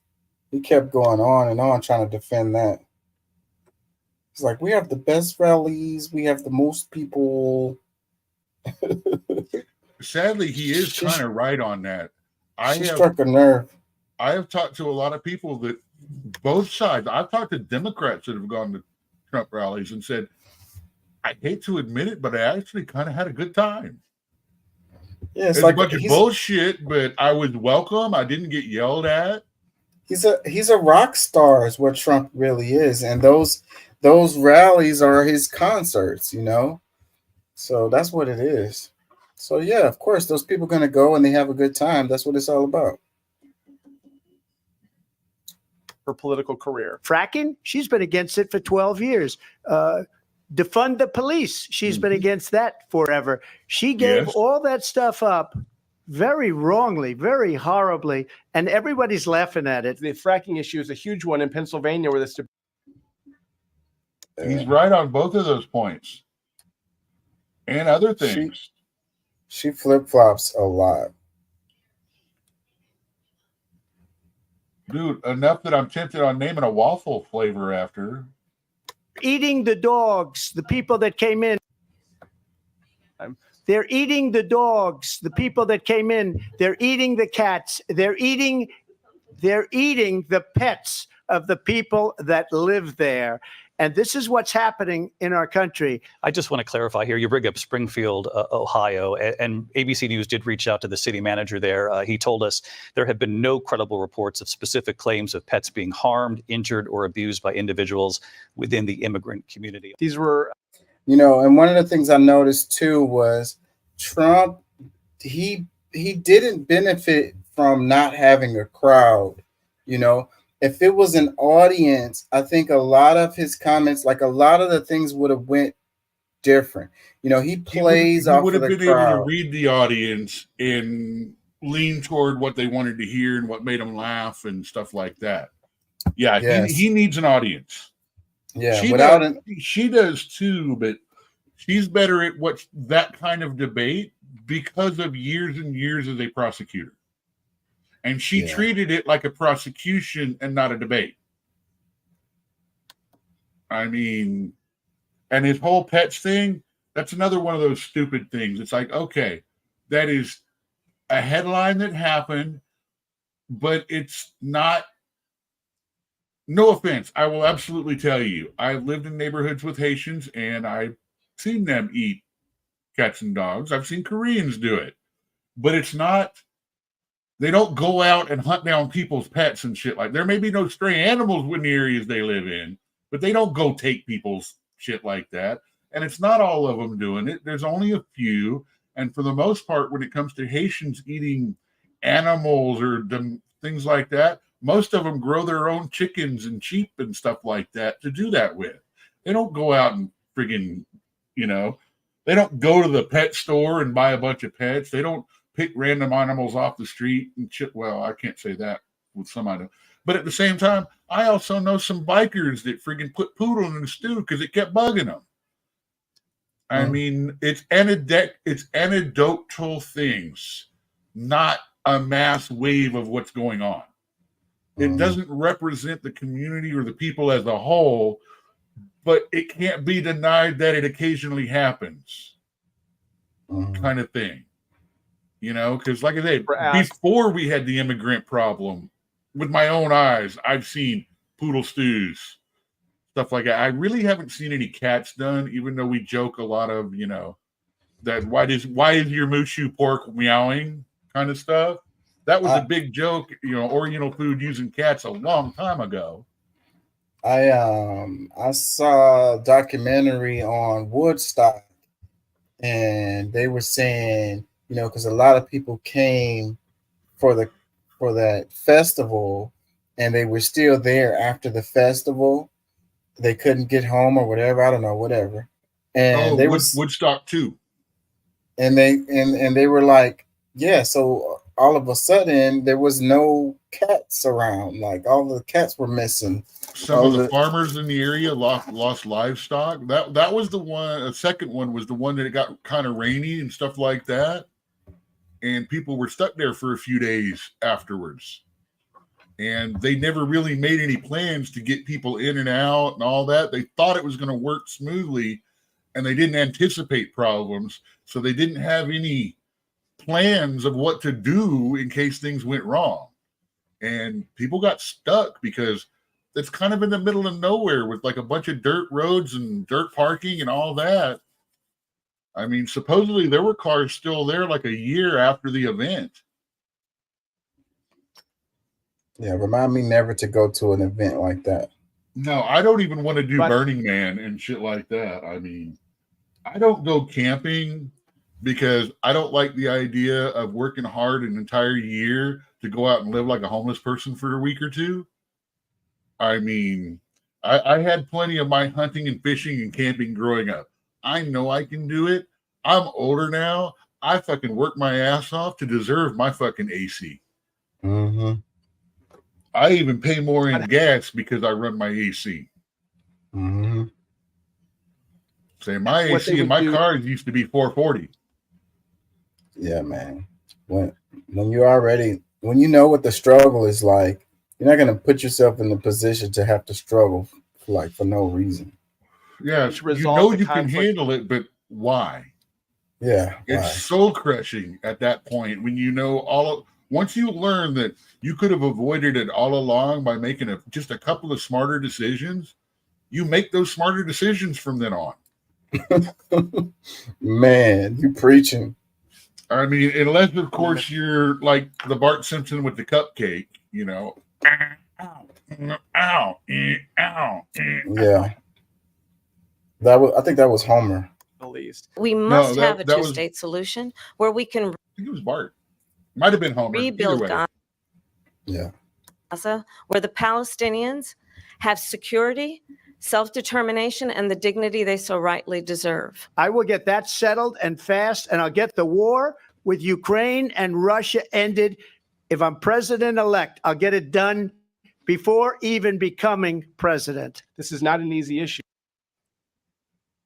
Yeah, he says president-elect, he'll have that war done.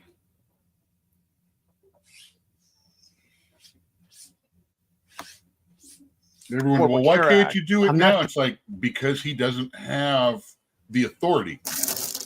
Without the authority, he's just a talking head when it comes to international politics. He's vice president. She actually has some authority in the way America deals with foreign countries. I just know this. Right now. He doesn't like war because the only people that make money during the war is companies. When there's not war, people make more money. Well, people like him, especially ones that have tourist destinations and stuff like that, people don't like to go to countries that are at war. Yeah, it's not good for business. Well, it's good for the military industrial complex, but every other business is not good for. Yeah, it's good for countries. I mean, the ones loaning the money and loaning the arms, it's really good for them. You realize most of this money we're supposedly giving Ukraine, we're not really giving it to them. Yeah, they come back to our companies. We're loaning it to them, and then they pay the companies with that money, and then they're supposed to pay us back once they get their shit settled. It goes straight to independent contractors. It goes straight to arms. No, yeah, the money that's going over there, but technically we're not donating the money to them. We're loaning it to them for their war effort, like a bond, and they're supposed to pay that bond back after the war is over and they get their country fixed again. Basically, is going to put them in debt for 2 generations. Another one of the comments that Trump made that I liked a lot was they tried to paint him into a corner, saying, you know, you're going to side with Putin or whatever. and he was like, I just want the people to stop dying, Yeah. on both sides. And he said that same thing. I don't know, years ago. They did the same thing to him, and he made the same comment. He's like, I just want the people to stop dying, on both sides. That is the thing that most people will not acknowledge about Trump is he doesn't, he does change his mind on some things once in a while. And if you listen to it, it sounds like he got some advice and actually paid attention to it, and he moderates his harder fucking off the top of his head bullshit he's been doing. But the one thing he's always said is, I don't want war. I don't want people to be dying, and we need to start having more babies. Yeah, so they wanted him to be on that war hawk, like, we're gonna stand with Ukraine, to the end of time, and make sure Ukraine wins this war or whatever, and take that position of Russia is the devil and they're evil and it's communism and it's that type of deal, and not and being like, I care about the Ukrainian lives but I don't care about the Russian lives type of position. And Party line. And Trump is like, no, man, it's human life. He said that in the debate. Human lives. He doesn't care if they're Russian lives or Ukrainian lives. He wants it to end so people stop dying. Period. End of statement. No qualifiers, no adjectives, no adverbs. People stop dying. And I liked it. I like that a lot. I like that a lot, to be able to stand up against that, because there's a lot of pressure to push you into that position where you're like, that's one of the things Project 2025 talks about. They talk about how they want to go hardcore on all the wars and shit like that. And that's part of the reason why he disavowed them. Like, when they very first dropped that document, he's like, no, I see some stuff in there that's not bad, but most of it is crap. And he actually said crap. So I believe him. Everyone's all trying to connect him to 2025 any way they can. And I don't think he's actually part of it. I think and you got to realize, when they say people in his administration and stuff, he fired half of those people that are on that project. They say they may have places coming back, but he literally fired most of them. So I don't think he's going. There's only a couple of people on his reality TV shows he's brought back after he fired them. And most of them had a changed attitude. That's the only way that I knew of Trump from like rap songs, because a lot of the music from the 90s, the rappers would mention Trump all the time. Dude, and I love his stint on WWE. And I knew him from the clips of, I think I used to watch that show a little bit too, and him puckering his lips out. You're fired. You're fired. And that's the only way. You're fired. Like, that's the only way. When someone lies, he does the ooh thing. Oh, I'm telling you a lie. That's what got him nailed for mocking a reporter, because the reporter made a statement that was a very common lie thing. He did not know it was a disabled reporter, but he's going, oh, you mean they said this and this? And everyone goes, oh, he's mocking a disabled person that shakes. It's like, dude, he'd used that same statement and motion against Hillary and 3 or 4 other people already in the debates and stuff like that. But you notice he doesn't do it anymore. Yeah. They told him, dude, you can't do that. That was a disabled reporter. And he's like, he stopped doing it. Yeah, that's how I knew of Trump was, and he was in that movie, the Home Alone movie. And like, I didn't, those are the things I knew Trump from, Oh, he donated his money for that too. He didn't get paid for being in the movie. Anything they paid him was donated. Yeah, so that's all I knew Trump from. It's like, you're fired. Come to think of it, it was a lot of times in that show, it was like people made decisions that was like maybe wasn't the best for the company, if you will, and that's what would lead to him saying that you're fired. And I'm thinking about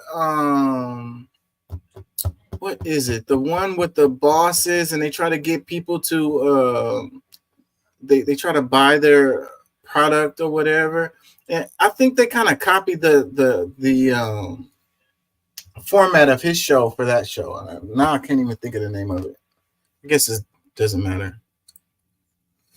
Let me play a little bit more. I'm gonna get out of here because I gotta work in the morning. Correct. I'm not president right now, but if we come up with something, I would only change it if we come up with something that's better and less expensive.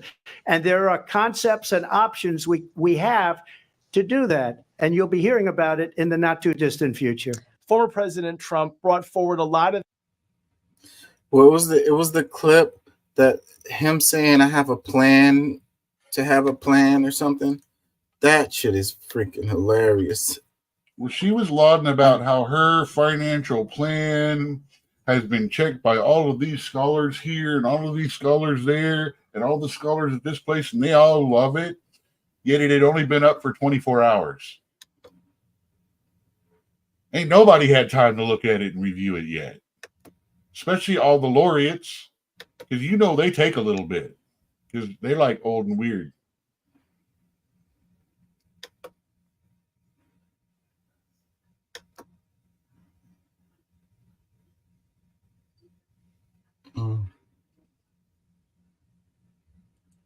So how do you like my new picture for audio? Make Orwell fiction again. Say, I fully believe and support the MoFA movement. Yeah. I'm going to get hats made too. Yeah. I've been looking at that stuff a lot. That double speak, that I think that is what he was talking about how like reality is determined by language. Like language, the way we use language, and how that impacts people's mind and how they can interpret reality and stuff like that, man. If you don't have a word in the language, then you cannot understand the concept. That shit has been on my head really heavily. And to the that's point why I rag so much upon the left changing all the dictionary definitions. They're literally making it more difficult to argue by taking words away and changing them to where they mean different. That, and they actually brought irregardless into the Oxford Dictionary as a real word now. I pretty much gave up when that happened. Yeah, the way they changed the way that they frame things and the words that they use, I'm really sensitive to it now. And I really kind of notice it, how they do it. Transgender, that whole thing is all about a language that has all changed within the last few years and means different things. Because now you have autogonophiles identifying as trans. You've got all of that. And then, some of them are, like I say, it's just the language is changing. So you can't sit there and go, no, I'm not talking about that. I'm talking about this. It's the woke word, and that's why I don't use it. Again, I have to turn around and mention something here because a lot of people think woke is a problem, and woke has never been the problem. Now, the new modern definition of woke has become something different. But what woke is supposed to mean is I am a person who is aware that other people have struggles. I sympathize with them, and I want to see things do better, and I'm on the side of that. I'm an ally if I'm not one of them. Wokeness, however, is an insidious thing about where you can't have sympathy and understanding. They want you to have empathy. And empathy is actually a horrible thing because it does not allow you to get a mental concept of anything, because all empathy is you hearing the same emotion. You share the suffering, you share the defeat, the anger, the negativity as much as everything. It doesn't allow you to sympathize and understand someone. It wants you to feel as bad as they do and then make decisions from there. Which, that's horrible, man. That means you want the whole fucking country to feel the worst. That sets your bar of where you feel at the lowest denominator and not the higher. You can't try to raise people up if you're drowning in the same feeling and emotions that they are. You can't help people if you are now in a situation where you are so empathetic that you can't help yourself anymore. Sorry. Just a little bit of a weird rant there. I'm working on better ways to phrase that, but I'm sure you understand what I'm saying. Yeah, I do. I get it. I mean, the people that are really empaths that grew up being able to sense anger when someone's angry or when someone's upset, you can't help but being upset around them too, will tell you it's a curse. It's not a blessing. That's why sympathy and understanding are far better than empathy. And it also spawns out of trauma. Like that's and what it leads you creates to do. trauma and it triggers trauma. Yeah, It and that's what, literally decreases and the mental health of America. anxiety goes up. Yeah. I mean, a lot of your home free people, the people that have checked out and instead are doing just basically doing drugs and drinking and camping out and stuff like that, a lot of them are some of the most highly empathetic people I've ever met in my life. And they are where they are because no matter who they're around, anything going on and stuff like that, all they feel is that badness around. So when they're free of that and they don't have to be part of that system, and when they can go out there and just be around people that are free and happy and want to have fun and enjoy their life, it's like a drug to them. And they get drawn into the world, and then they get caught up in the other things and the mental health issues and the drug issues in that world. And then they get sucked into it too. And you know, Before we go, let me ask you your opinion about the judges in Mexico. Did you see any of that stuff? Not offhand. Well, then I'm gonna save it for next time because if it takes a few minutes, wait on it a little bit. Because I need to I get can out. probably come to some quick comments, but it will be from not knowing a whole lot about it. It'll be I shared superficial. some stuff in the group chat, so I thought maybe you saw it, but Well, I've been driving for the last 3 days, so I literally got home 6 o'clock last night and haven't been able to catch up on anything on there. yeah, it's all good. I'm tired and I gotta work. Curtis is working with me now. Oh yeah? Yeah, he wants me to introduce him as someone I'm working with and not tell you who I'm trying to bring on to it just to see your reaction. And I'm sure he's now listening to this going, that motherfucker. But I told him, just click the fucking link, put whatever name you want in there. He'll probably put you on anyway. We don't Yeah, care. We want people in here. Yeah, I put everybody on. Yeah. Yep. Let me get out of here. Peace and love. Thank y'all for listening. Thank y'all for joining. I don't know when I'll be back on because I'm busy. I did 7 hours of homework today. Like I got 5 classes this semester. I've been grinding. So that's where all my time between work, school, and these kids, like, yeah, I don't have time for anything. That's why I haven't edited any videos.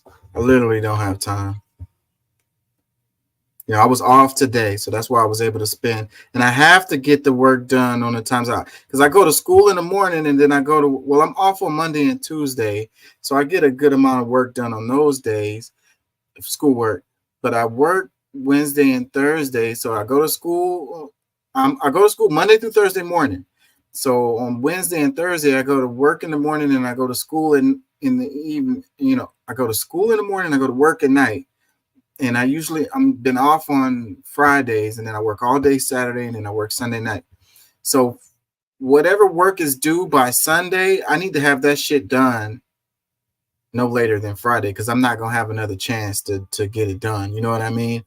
And then being that I work on Wednesday and Thursday night, I tend to not be able to get much work done on those days. So that's why it piles up on me on Friday. Anyways, this me I making understand excuses. I actually switched all of my stuff around to where I had to do my classes. I'd go to work at the bookstore from like 9 till 2, and then I would do 2 classes, and then I would go to the computer lab to work a couple hours. And then I got fired eventually because I started going to sleep in the computer lab, doing my homework. But 3 hours in a quiet computer lab, basically showing stupid people and their students how to use Word, you end up doing this. No matter how hard you try. Even if you get up and walk around, you're still like, ugh. Yeah. All right, man. I'm gonna get out of here. It was good talking to you. All right. Peace. Love. Peace.